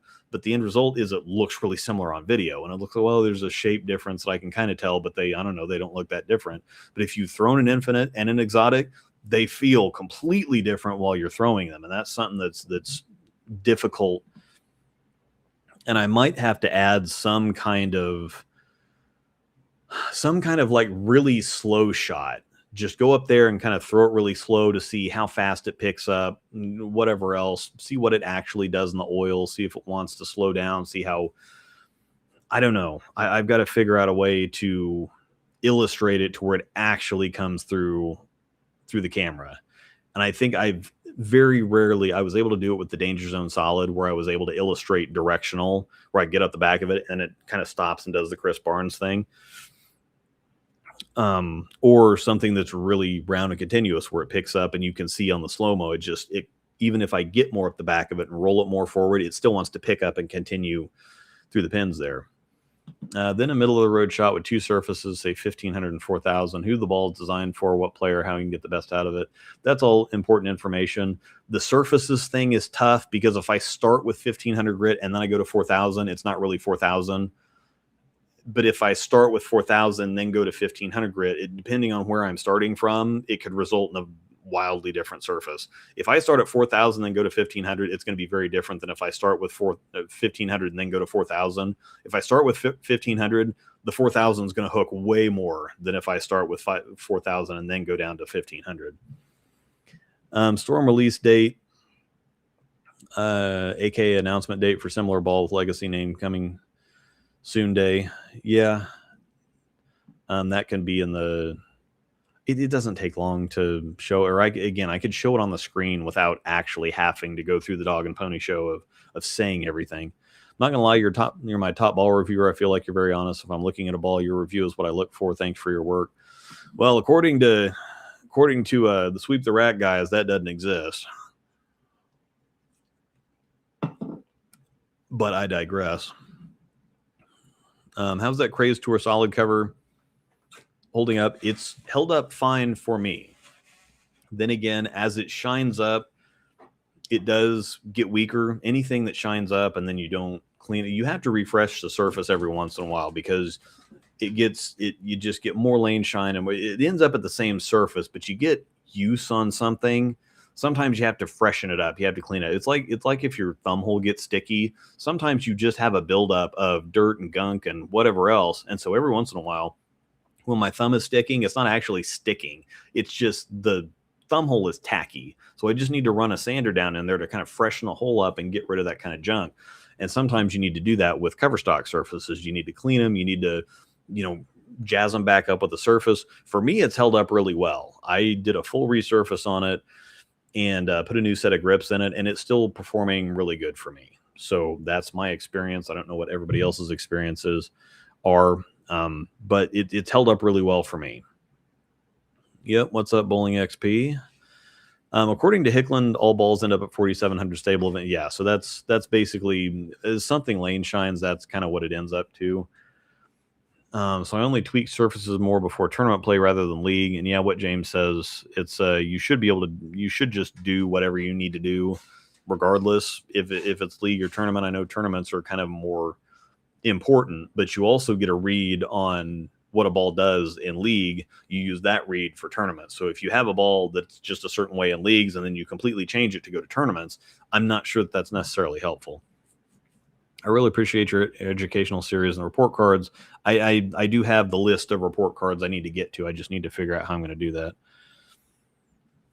Could you try to show how different reactions look like a ball burning up, for example? That's the next video I have coming, because with the Evoke Mayhem and the Spawn specifically, those are very good examples of a ball burning up at first, and then as they shine, reacting better. By the time I got to the end of the Spawn video, the Paragon Fire was another one too. It was kind of burning up and being kind of slow to begin with, but as I got further into the review, as it shined up a little bit, it started looking better.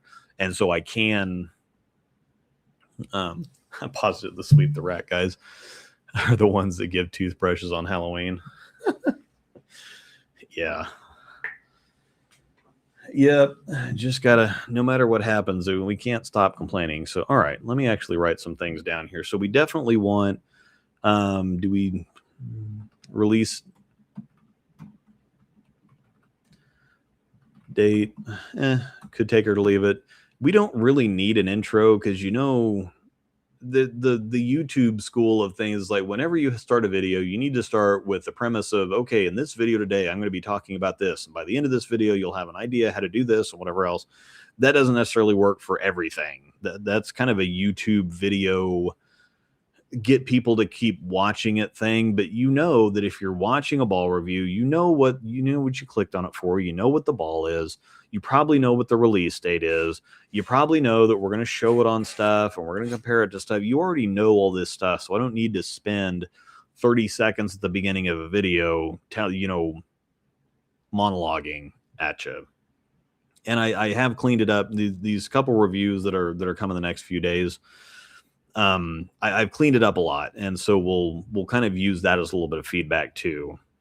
Ball info, that's kind of naturally ball info, layout info, condition info. Do you want to see the lane graph on the screen? Because I have been adding that in here recently. I think I added it to Zach's last review. If you watch that one, do you like just seeing the graph so you can get an idea? So I can say it's Kegel Chromium. I've got a link. I've got a link to the pattern. Even if you can't see the numbers on the pattern, you can still see the general shape of the pattern from the graph. Do we like that on the screen? Do we want to leave that alone?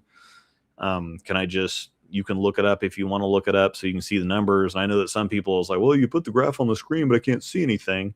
It's like, you can still see the general shape. And if you want to look it up, you can look it up.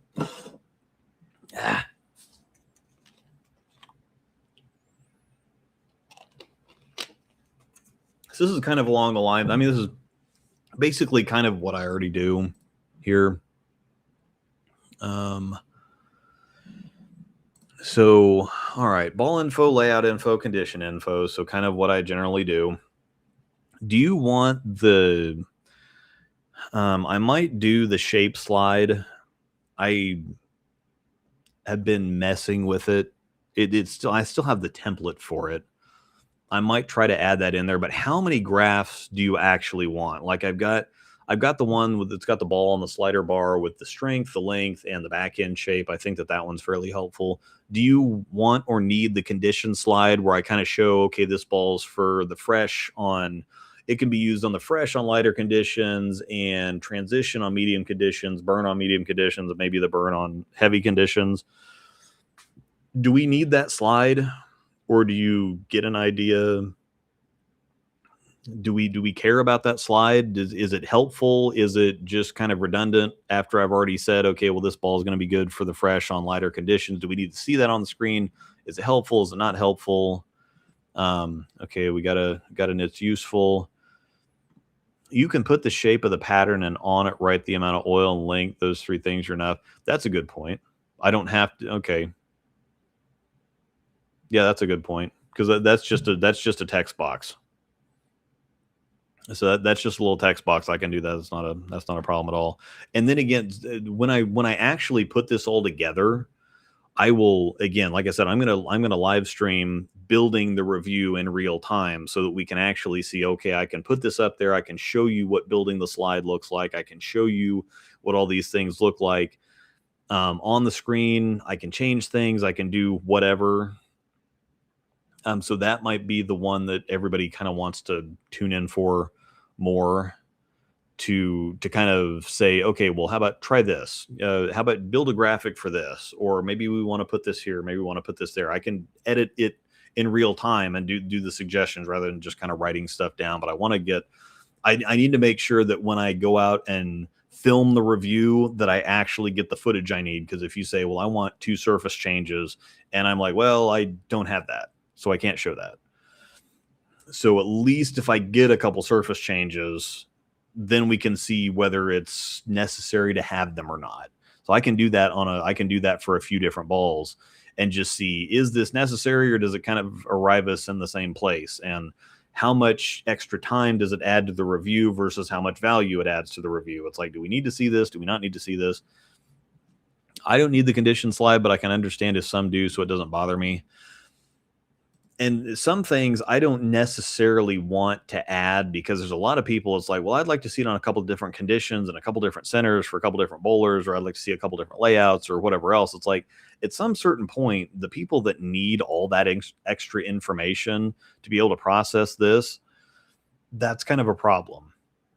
You know, better bowlers can watch anybody throw the ball, no matter what side of the lane they're on, no matter what the surface is, no matter what the condition is, no matter what, any of the extra details. They can see somebody throw a ball 3 or 4 shots, and unless it's and as long as it's not like a short pin or some super crazy layout or something, or some super crazy pattern, they can tell what a ball is going to do, and that's what everybody should work towards.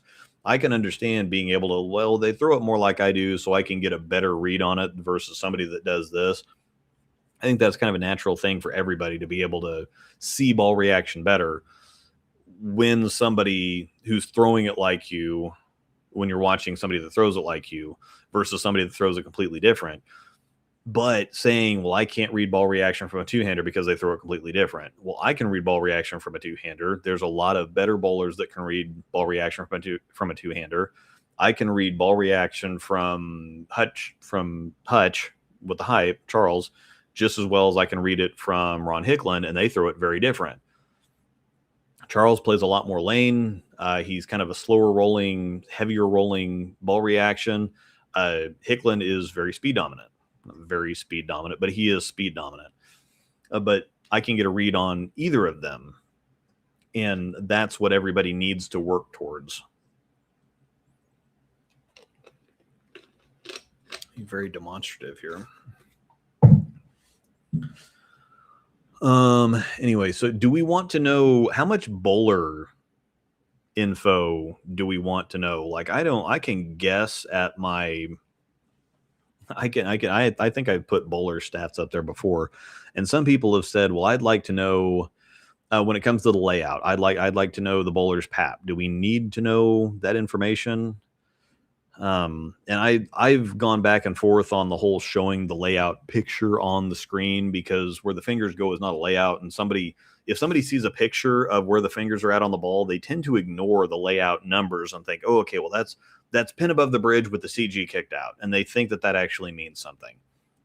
I'm going to do another Pro Shop video that shows the difference in my own positive axis point, because when I used to really rev it up and had the chicken wing thing going, it was 5 3/8 over and a half up. Now that I don't rip the cover off of it, it's 4 1/2 over and now it's 4 1/2 over and a half up. It used to be 5 3/8 over and 3/4 up. And so that puts the same layout, puts those fingers in kind of different places. And I'm still getting used to how weird that looks, because it used to be, you know, putting a pin above the bridge used to be a 5.5 inch pin. Now it's not. So, now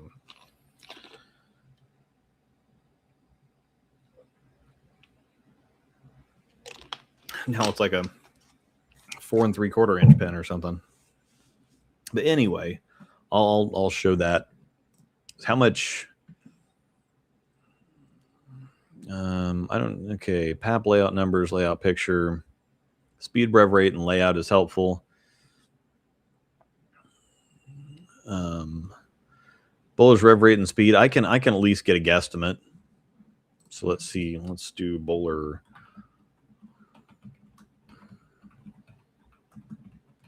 So yeah, I can put a slow motion shot up on the screen or something, or just I can. That's just, again, it's just a text box. So I can do that when we're kind of introing something or whatever. And that's put that up on the screen for 10 seconds so you can read it all. Maybe ball info, layout info, condition info, bowler details, profile. See, I think that would be helpful.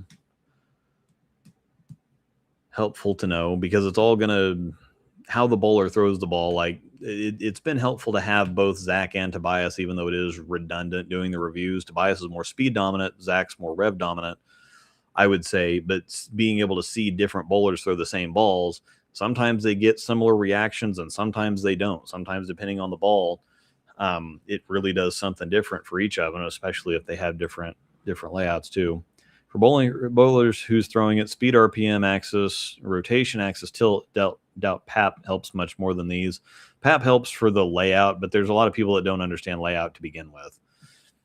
So it could help explain. It's like, wow, those are really weird numbers for where those fingers are at on the ball. It's like, well, the bowler has a weird positive axis point, so that could help explain it. Bowler details profile. And where do we want to put some of this stuff? Do you want to see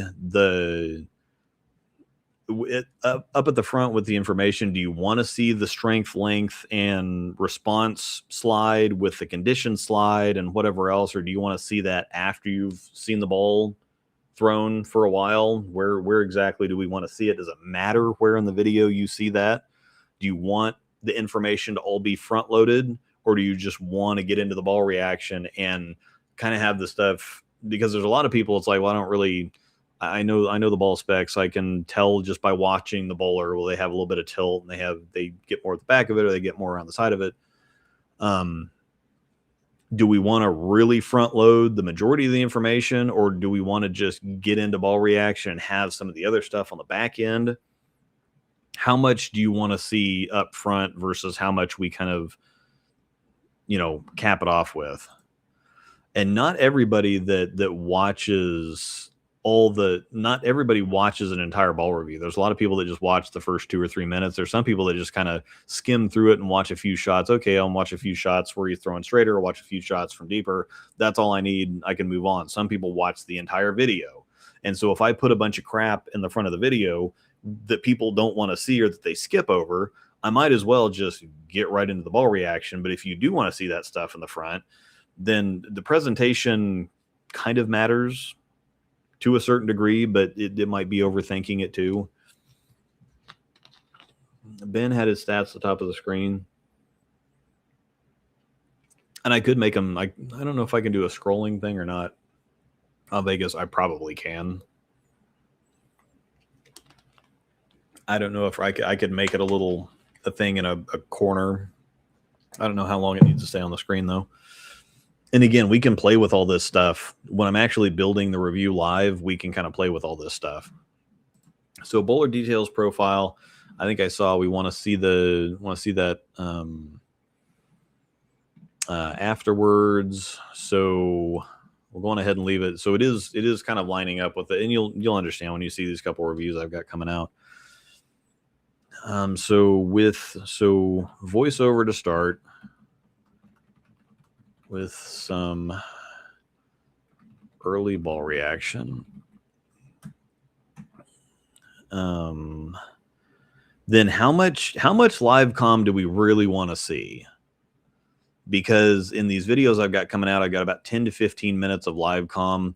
And how long do we really want a ball review to be? How long is too long? How long is enough? Do we want shorter reviews than followed up with live streams to kind of talk through all the extra stuff? Do we want to condense this a little bit more? Do we like sitting there and watching 25-minute ball reviews? Do you have a specific length that you kind of want to target?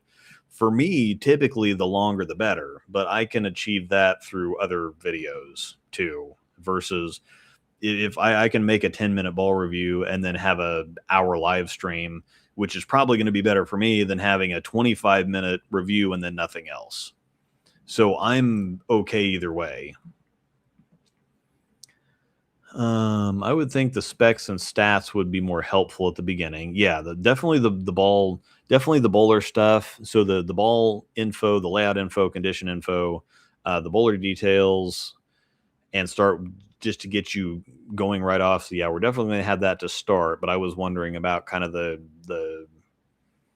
it'd probably be helpful to just see ball reaction and then see some of the slides after the fact.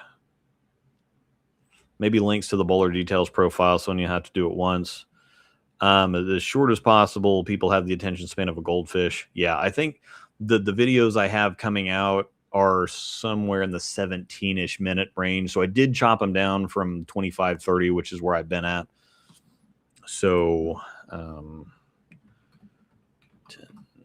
shorten, condense. So the voiceover is about 3 minutes to start, and then if we had 7 to 10 minutes of and especially with Angel, because she doesn't move around a whole lot or do too many different things, so I think that we can get to things a lot faster with her than we can with me.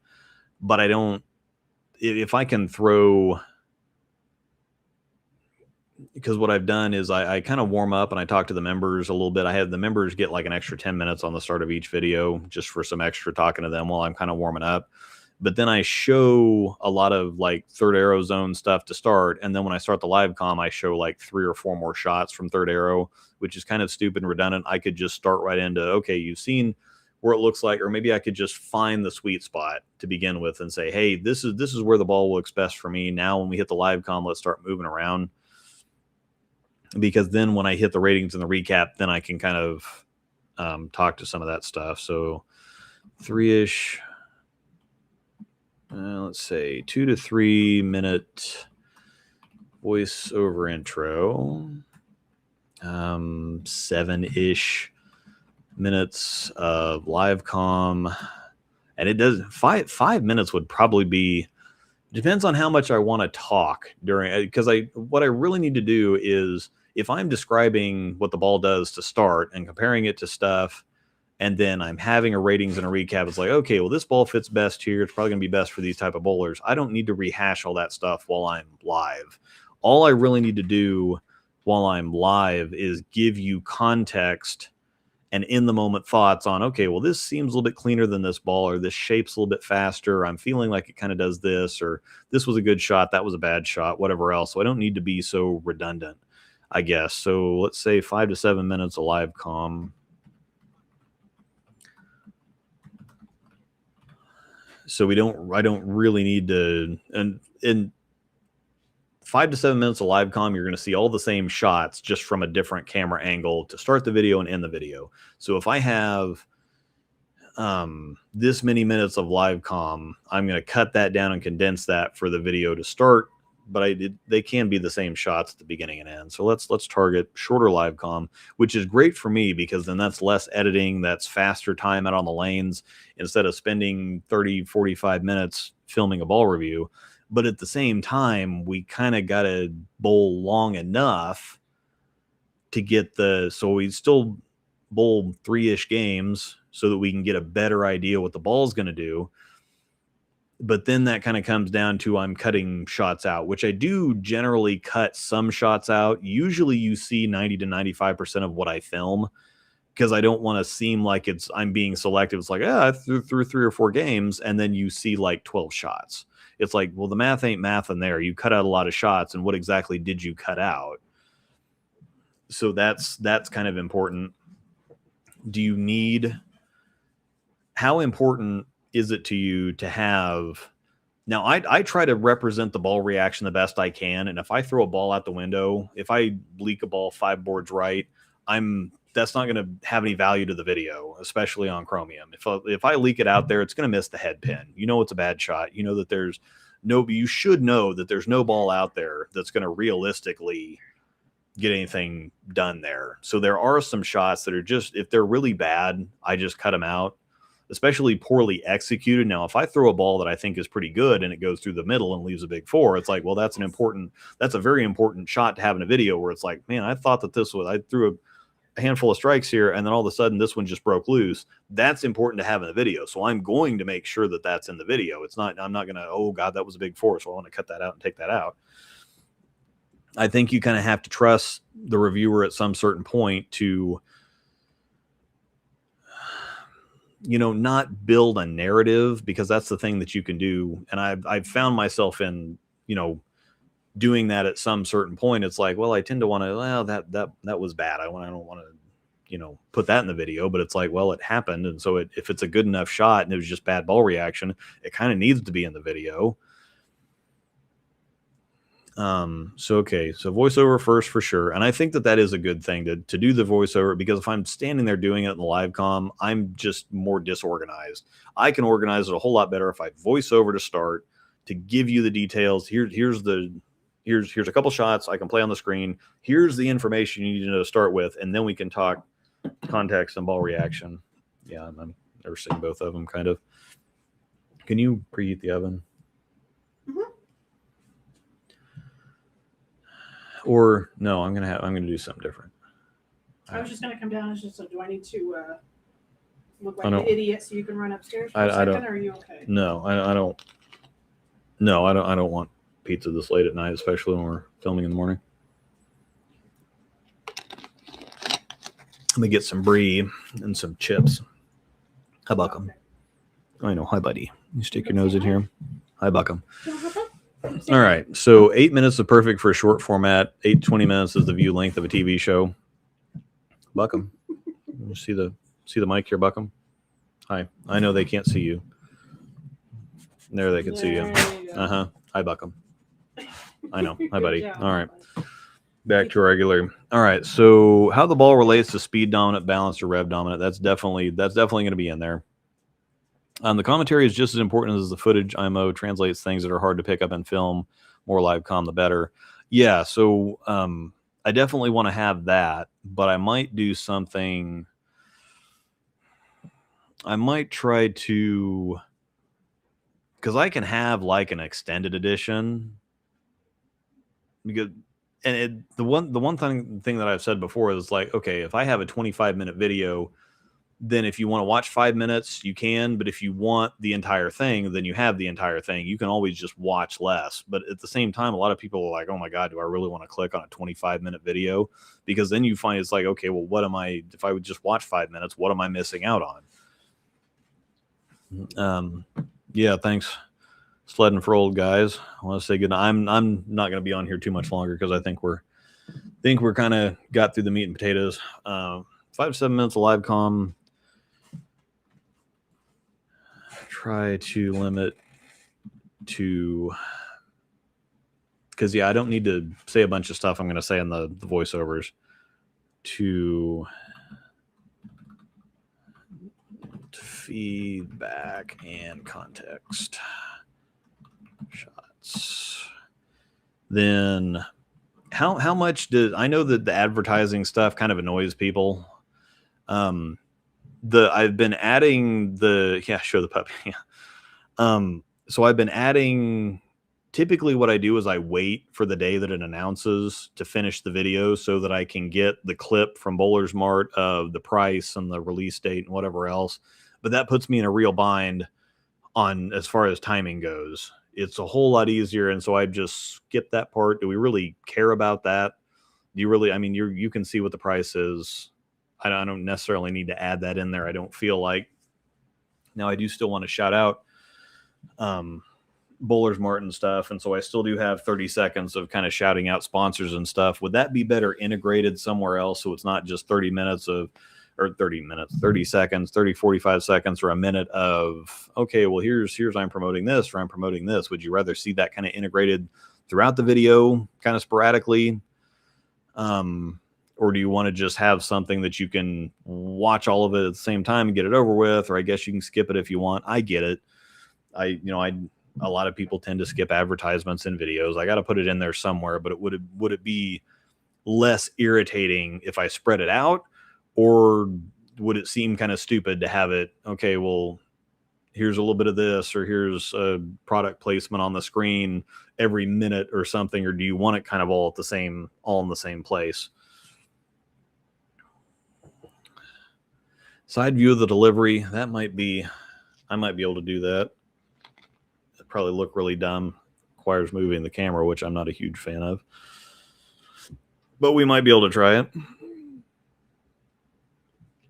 I always have Angel do it with her phone, or we could do it with a extra phone standing to the side. A 3-minute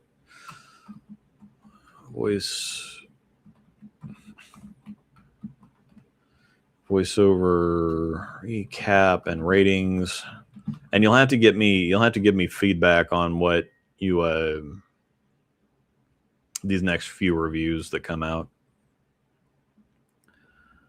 Okay, so the points we want to make sure to talk about. So we'll have the strength slide, the condition slide, talk about bowler types,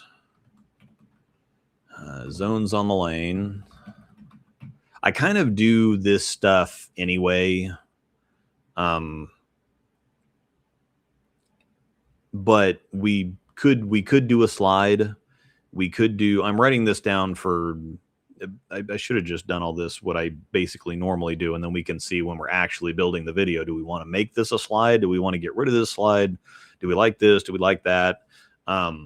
Do we want to have a slide for bowler types? Do we want to, because I've got the key points slide that has kind of a few points to highlight. Maybe I can make a slide instead of just that has bowler types. It's probably going to be best for this kind of bowler. It's probably going to be best from this zone on the lane. Like somebody was saying, I've got the ratings for a few different things, but do we want like a numerical value of, I think that this is going to be really good for speed dominant bowlers, so this is 9 out of 10. Rev dominant bowlers probably not going to be great, so great for, so it's like 3 out of 10. So it doesn't just kind of get lost in the mumbo jumbo of me talking through it. Zones on the lane.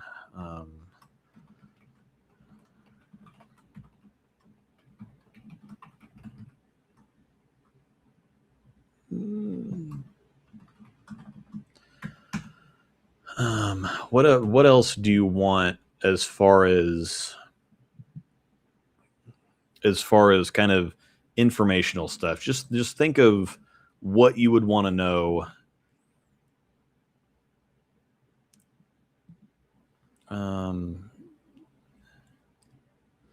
Well, the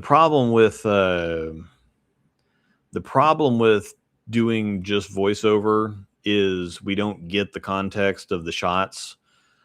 And the other thing is it does condense time. It's significantly more time involved for me to do more voiceover, to write the entire thing and whatever else. And I think we do need a little bit of both to condense certain parts that can be condensed, but to also be able to have that context of, oh yeah, I threw this, I caught that one too much. So yeah, it's a big 4, but that's just because I threw it way too slow, or I grabbed it, or yeah, that was a good shot and that ball just took off. So I think it's important to, for the context. I like your throwing shots from different arrows. So let me go back and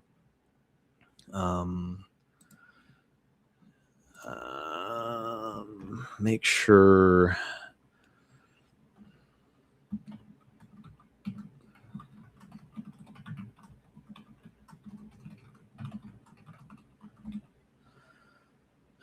So I think we do the different zones.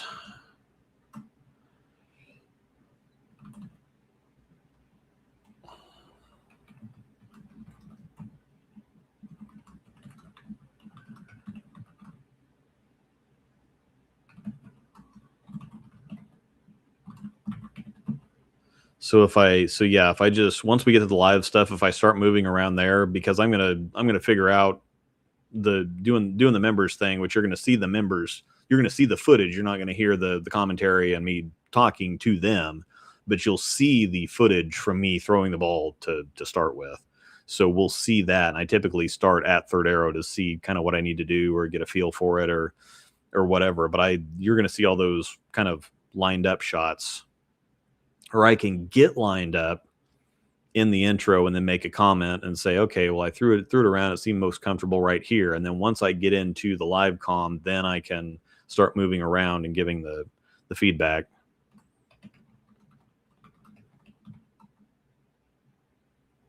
Yeah. Okay. I already got that. Do we want to do surface changes no matter what? Do we want to limit the surface changes to, do you want to see, okay, this is what it looks like this way and this is what it looks like that way? Or do you want to just do surface changes if the ball seems to need it or want it? Or maybe I will do something with surface changes to begin with for a couple different balls, and then we can put it on there. And if we just see it's like, oh, okay, well, this is, yeah, we added surface and we got what we expected. We added surface, we got what we expected. We added surface, well, we got what we expected. It could be something that ends up being redundant and say, yeah, I guess we really don't need this. Or maybe it could illustrate something and say, yeah, this is kind of useful or helpful. So I'll get some stuff. The next few reviews I film, I will get some stuff with a couple different surfaces on there just to have. And then if we don't end up using it, we don't end up using it, but at least we have it to kind of see if we need it, want it or not. So I will go and I don't need to put that down as a note. We'll see if we want that, because again, anytime I add surface, it would be probably just would throw it a couple shots. So I would take, okay, so this starts out shiny. Let's take it to 4,000 grit and throw a couple shots and see what the difference is. Because we should be able to see what the difference is fairly quickly and then line up with it. We don't need to throw like 5 to 10 shots after changing surface. We should be able to see, okay, well, let's throw a couple shots at third arrow. Let's take it to 4,000, throw a couple more shots and see what happens. Then we'll take it to 2,000, throw a couple more shots and see what happens. So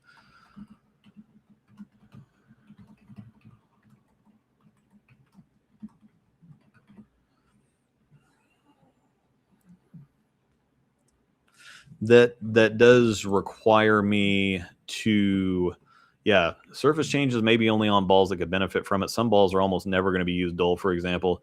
And see, that's the thing, is that's when I stopped, because I used to just take everything to 1,000 grit for Angel for her reviews, just because it's like, well, most shiny stuff is just going to look like trash for her, because it's just not going to pick up. It's not going to see the lane right for her. And so this is an example of needing to match the surface to the bowler. But when I changed it is when we got the super clutch.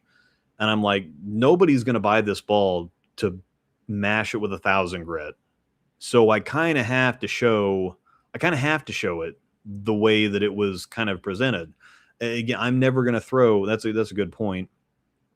I'm never going to throw a Black Widow Mania at 1,000. I'm never going to take a Black Widow Mania to 2,000 grit. Completely defeats the purpose. It's kind of stupid. I'm not going to throw an Ocean Vibe. I'm not going to take an Ocean Vibe to 1,000 grit. Some people might in some weird place somewhere, but I'm not going to do that to certain balls, because it doesn't. So do that if, okay, so that's a good note. So if I have like a sanded ball or a ball that comes at 1,000 grit, the problem is if it comes dull, I would have to polish it first. And then, so I couldn't, if it's a dull ball, I couldn't show it at box. I would have to polish it up and then kind of back my way down the different grits. But yeah, a couple different surface levels to test if it makes sense. That's a good point. Yes, on surface change. Yeah. I would like to know. Yeah, and I think, yeah, I think you've established yourself as trustworthy, so you can cut as many shots and keep the important ones.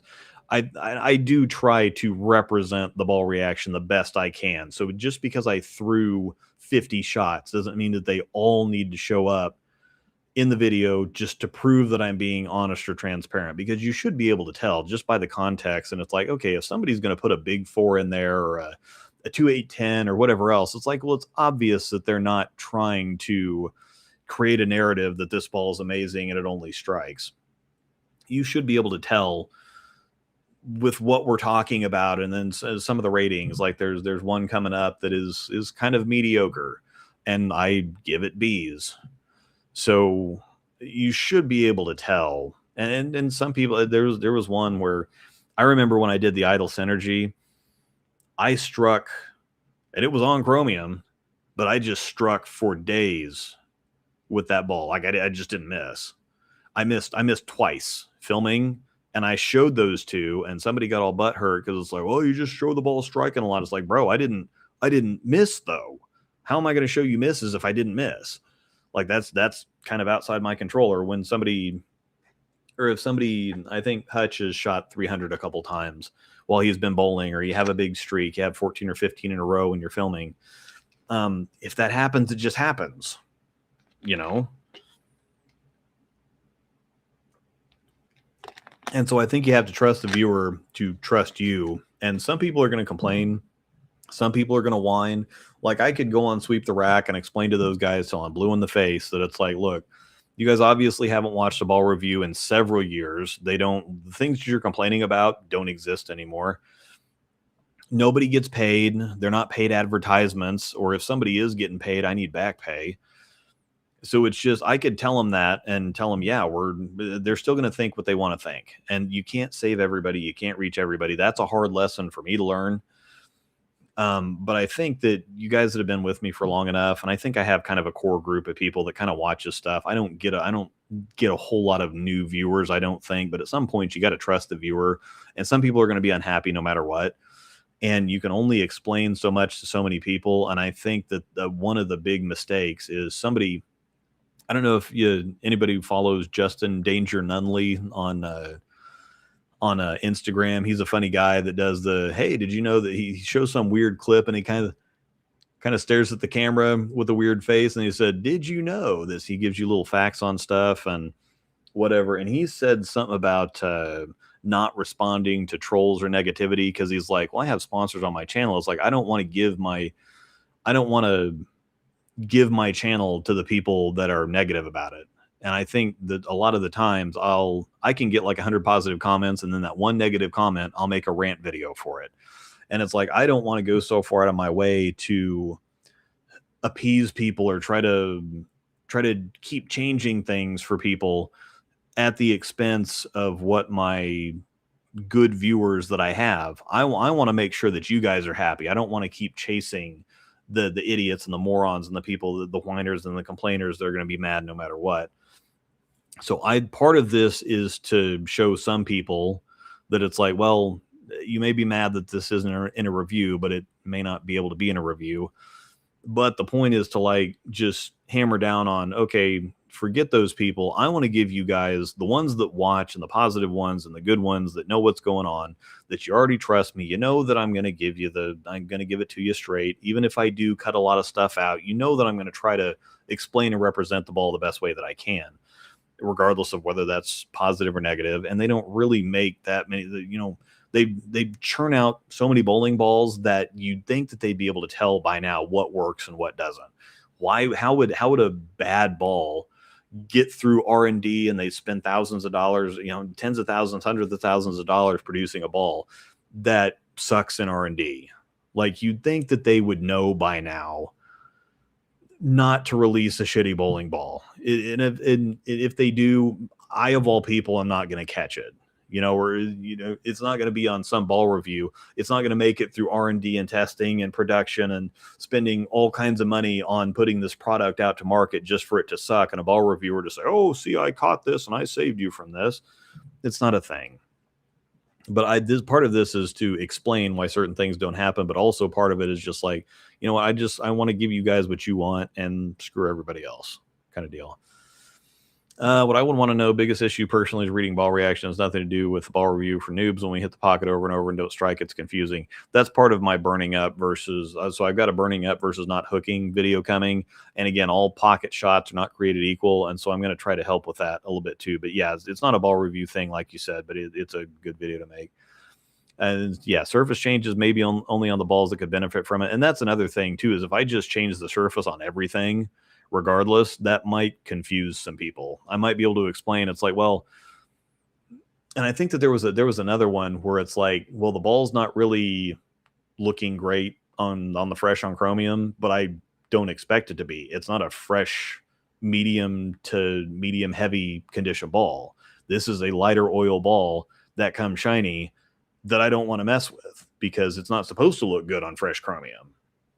You know, and it does kind of, it is a little conflicting thing for a ball review, but at the same time, it's kind of like, I don't want to surface everything and lay out everything so that it performs well on the fresh on this one particular pattern, because then I don't have any variance in my arsenal.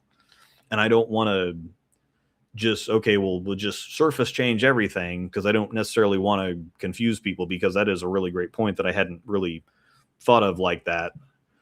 That I do realize there's a lot of things that we realize subconsciously, and it's just like some of the ball review things. It's like, oh, well, I didn't really think about it that way. It's like, yeah, you know it when somebody points it out, but yeah, it's like, why would I surface change? I might knock the or applicable things. If like, if a ball comes really shiny and it's kind of over under, yeah, I might take a 4,000 pad to it to just kind of smooth it out. But if it's a skid flippy ball, like, I'm not going to take a Black Widow Mania or a Hyperdry Pearl to 2000 grit. It just kind of defeats the purpose. Why not just get a ball that does what you want that ball at 2000 grit to do? So, good point.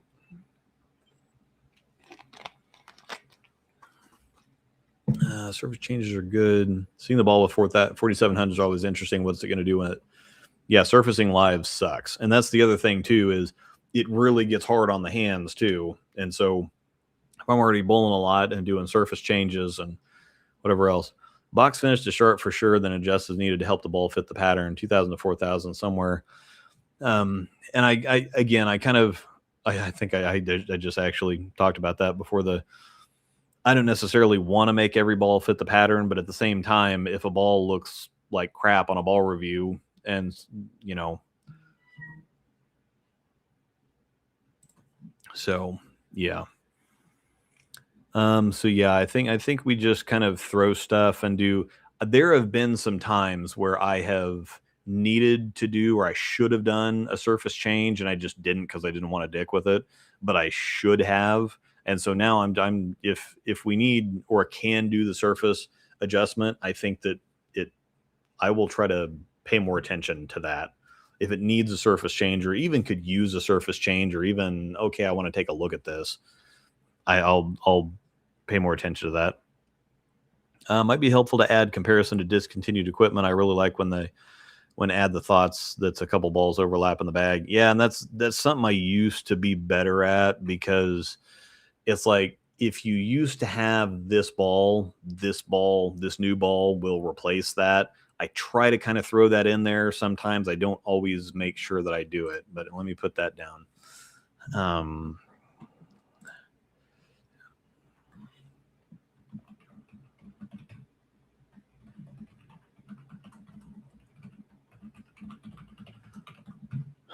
So that way, if you have a ball and it's like, okay, they don't make this anymore, it's 2 or 3 years old, I need a replacement for it. Comparing it to saying, okay, this is basically, which I have one. One of the reviews coming up is basically a remake of an older ball. And I do put that in the review, but if I could put that in every review, I think that would be more helpful more often. I like the fact that you don't pull punches. Yeah, I mean, I'm a pro shop guy.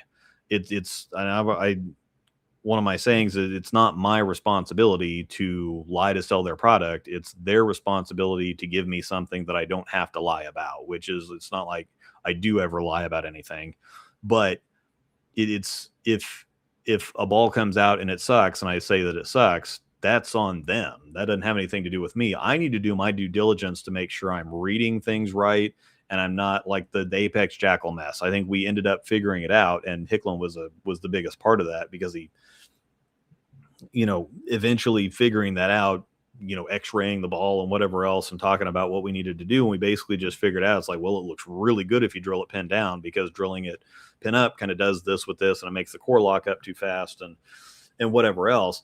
I did what I thought was my due diligence on that. It would have helped to have a different ball. But sometimes you get trapped in that stuff. And so the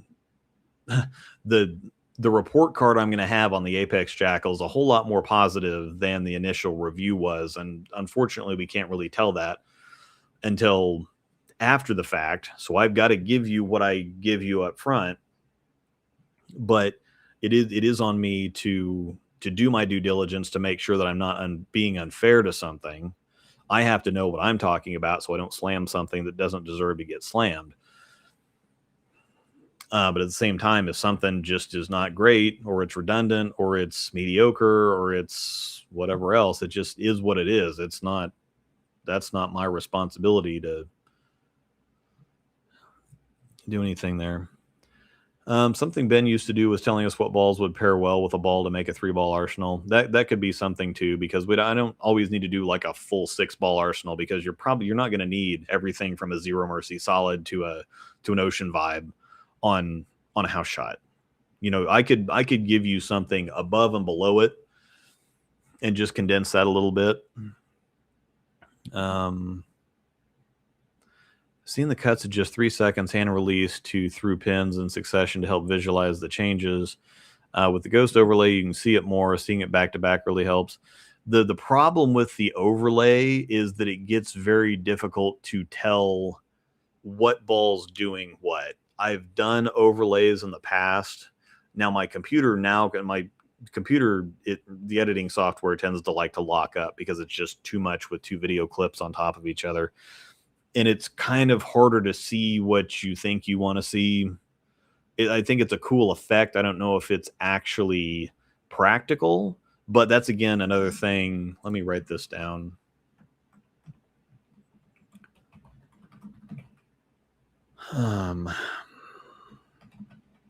I can write that down, and that's something that we can look at while I'm actually building the review. You've done well at times to show the force miss and see its reaction.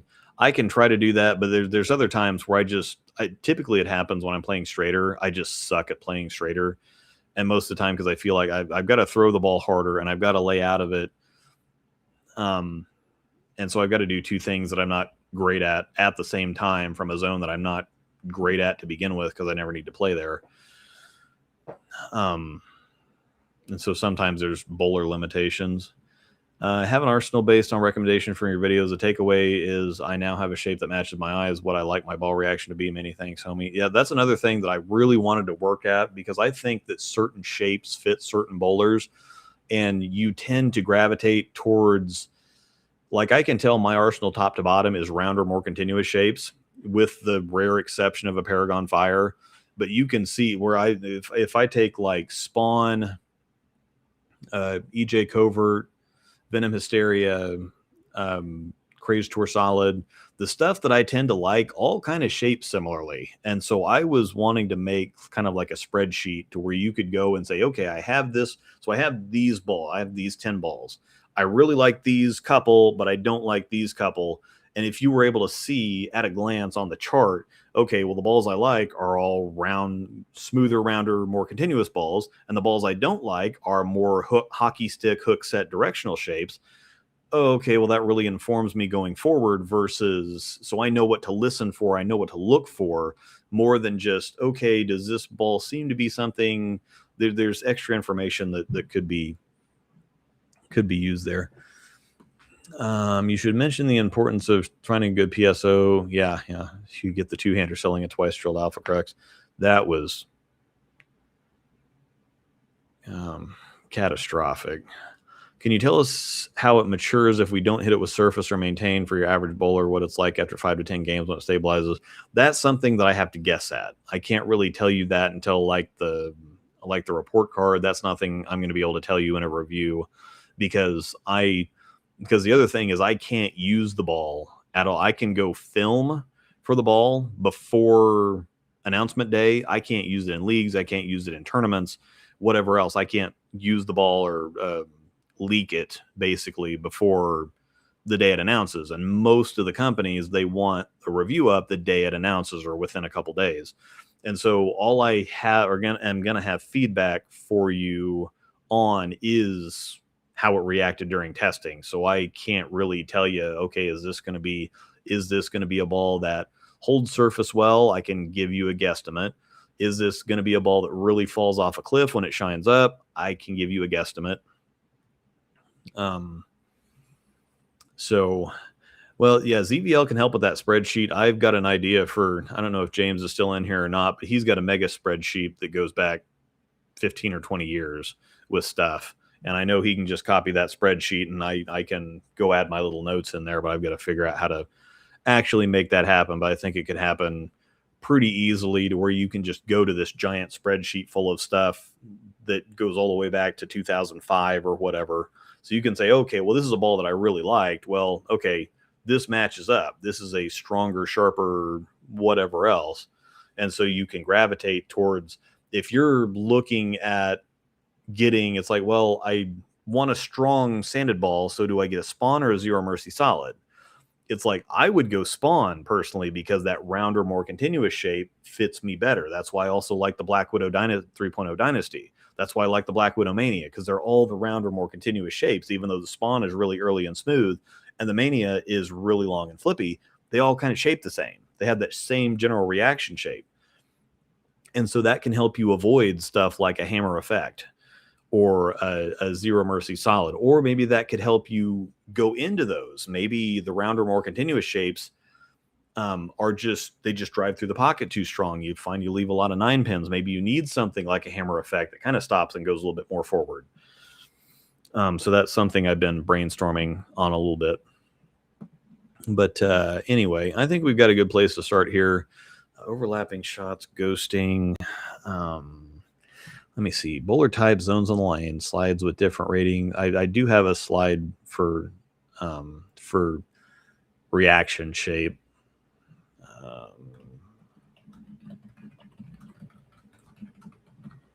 It's got 2 things on there, and the one thing I think is helpful, the other one I was on the fence about, and I didn't want to put a slide out with just one thing on it, so I might need to revisit that.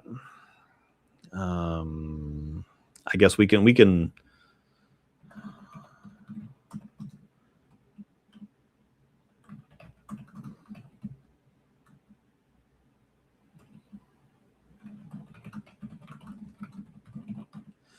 All right, so I think we've got a good place to start here. Do we need the release date? That's something we can check out. All these things are just kind of notes to kind of check out, and I can show you. This is something when I build because I do cut out some shots, but I can show you and explain, okay, I'm going to cut this shot out because of this, or there's a lot of strikes that I cut out too, because it's just like, okay, well, I throw 3 shots in a row and they're all basically the same shot. I don't need all 3 of them in there. I just need one shot to illustrate this, because otherwise it's like, oh, okay, well, I threw this shot. You can say, okay, well, it was consistent. It did the same thing for 3 shots, but it's like, well, yeah, there's not going to be enough transition in 3 shots to change anything. So I can show you exactly why I'm going to cut this out because it was a really terrible shot. Doesn't add any value. I'm going to cut this out because even though it was a strike, it looks just like the last shot that I threw. So, there's a lot of stuff that I can show you while I'm actually editing how and why I would cut something down. And then we can actually go through me writing the voiceover and doing the voiceover. So there's all kinds of stuff that I can play with and do while I'm actually doing the editing. And it shows you the whole process and how long this stuff actually takes. And this can show you we've been talking about this for 2.5 hours on just formatting. What do we want? Where do we want to put it? What do we want to do with it? So we've 2.5 hours on just kind of talking through what we want to do, how we want to do it, or breaking down how it's already done. So this can show you just kind of how involved it can be. Chart with balls from multiple brands would be most excellent. That'd be kind of tough. I've done that before where I used to do the numerical ratings for stuff that's, okay, this is a 9 on length and this is a 7 on back end and whatever else. But then I always have to go back to ref. If I say that this ball is sharper than this ball, but then I didn't remember which rating I gave to it, and it's like, well, you said this ball was sharper, but then you gave this one the sharper rating. It's like, well, it's kind of hard to manage that. And then sometimes the scale gets broken. If I'm on a 1 to 10 scale and I give something a 10 back end rating and something else comes out that's even faster than that, it's like, okay, well, do I break the scale now, or do I rescale stuff, or how exactly do we do this? So there's a certain point you can get to paralysis by analysis type of deal, but we can kind of visit that when we're talking about it later. So just make sure, and I've made sure to kind of cut the live comm down, but I think I can cut it down even further, because there's a lot of information that I talk about in the voiceovers, but then I'm also talking about it during the live comm, and I've already felt the kind of redundancy. But different zones on the lane, limit to a few shots, move on. Surface levels if it makes sense.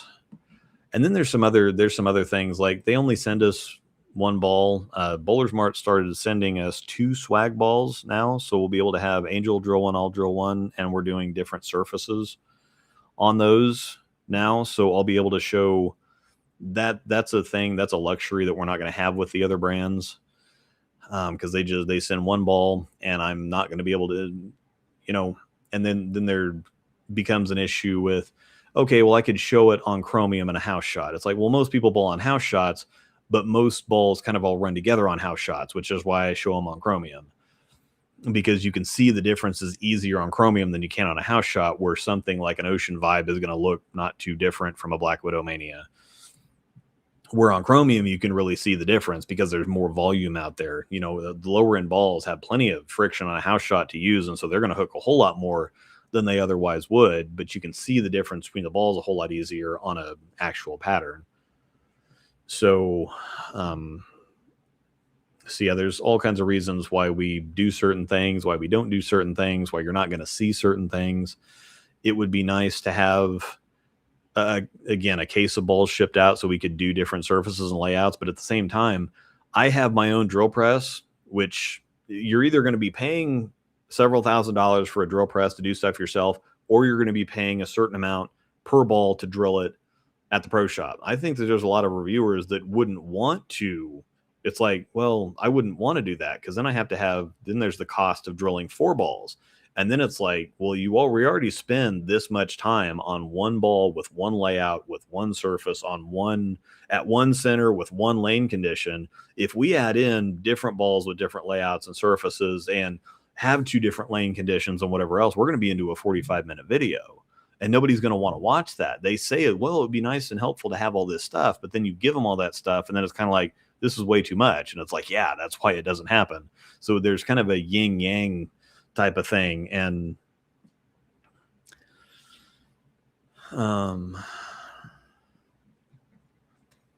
so, all right, I think we're done here. We're going to go again. We'll film tomorrow, and then it may be a couple weeks. Some of these, I may film something. I might drill like that Alpha Crux and use that as the test ball for this, or depending on when some of these, well, I guess we're filming tomorrow for Tobias's Transform Pearl. Is one of the balls that we're shooting for. So I might do that. I might just go ahead and make the regular review, and then that's the footage that we can play with later.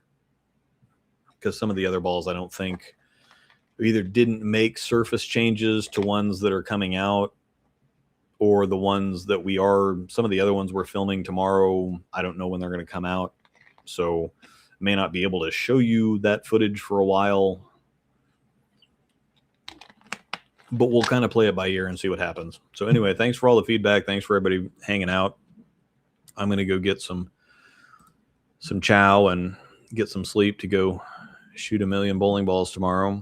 But I appreciate all the feedback. I appreciate everybody being interested in this. It was a pretty good crowd for something like this. So I appreciate all the feedback, and then it should be a whole lot of fun doing that. Now it's going to be like a 4 or 5 hour stream that day. during the live editing. It might be an entire day. Who knows? But yeah, we'll have this again where I'll actually build it, and that's I can share it on the screen so you can see exactly what's going on, what the editing software looks like, what everything else, and so that's going to be a little tricky to manage, but we'll figure it out. So anyway, thanks everybody, really appreciate it.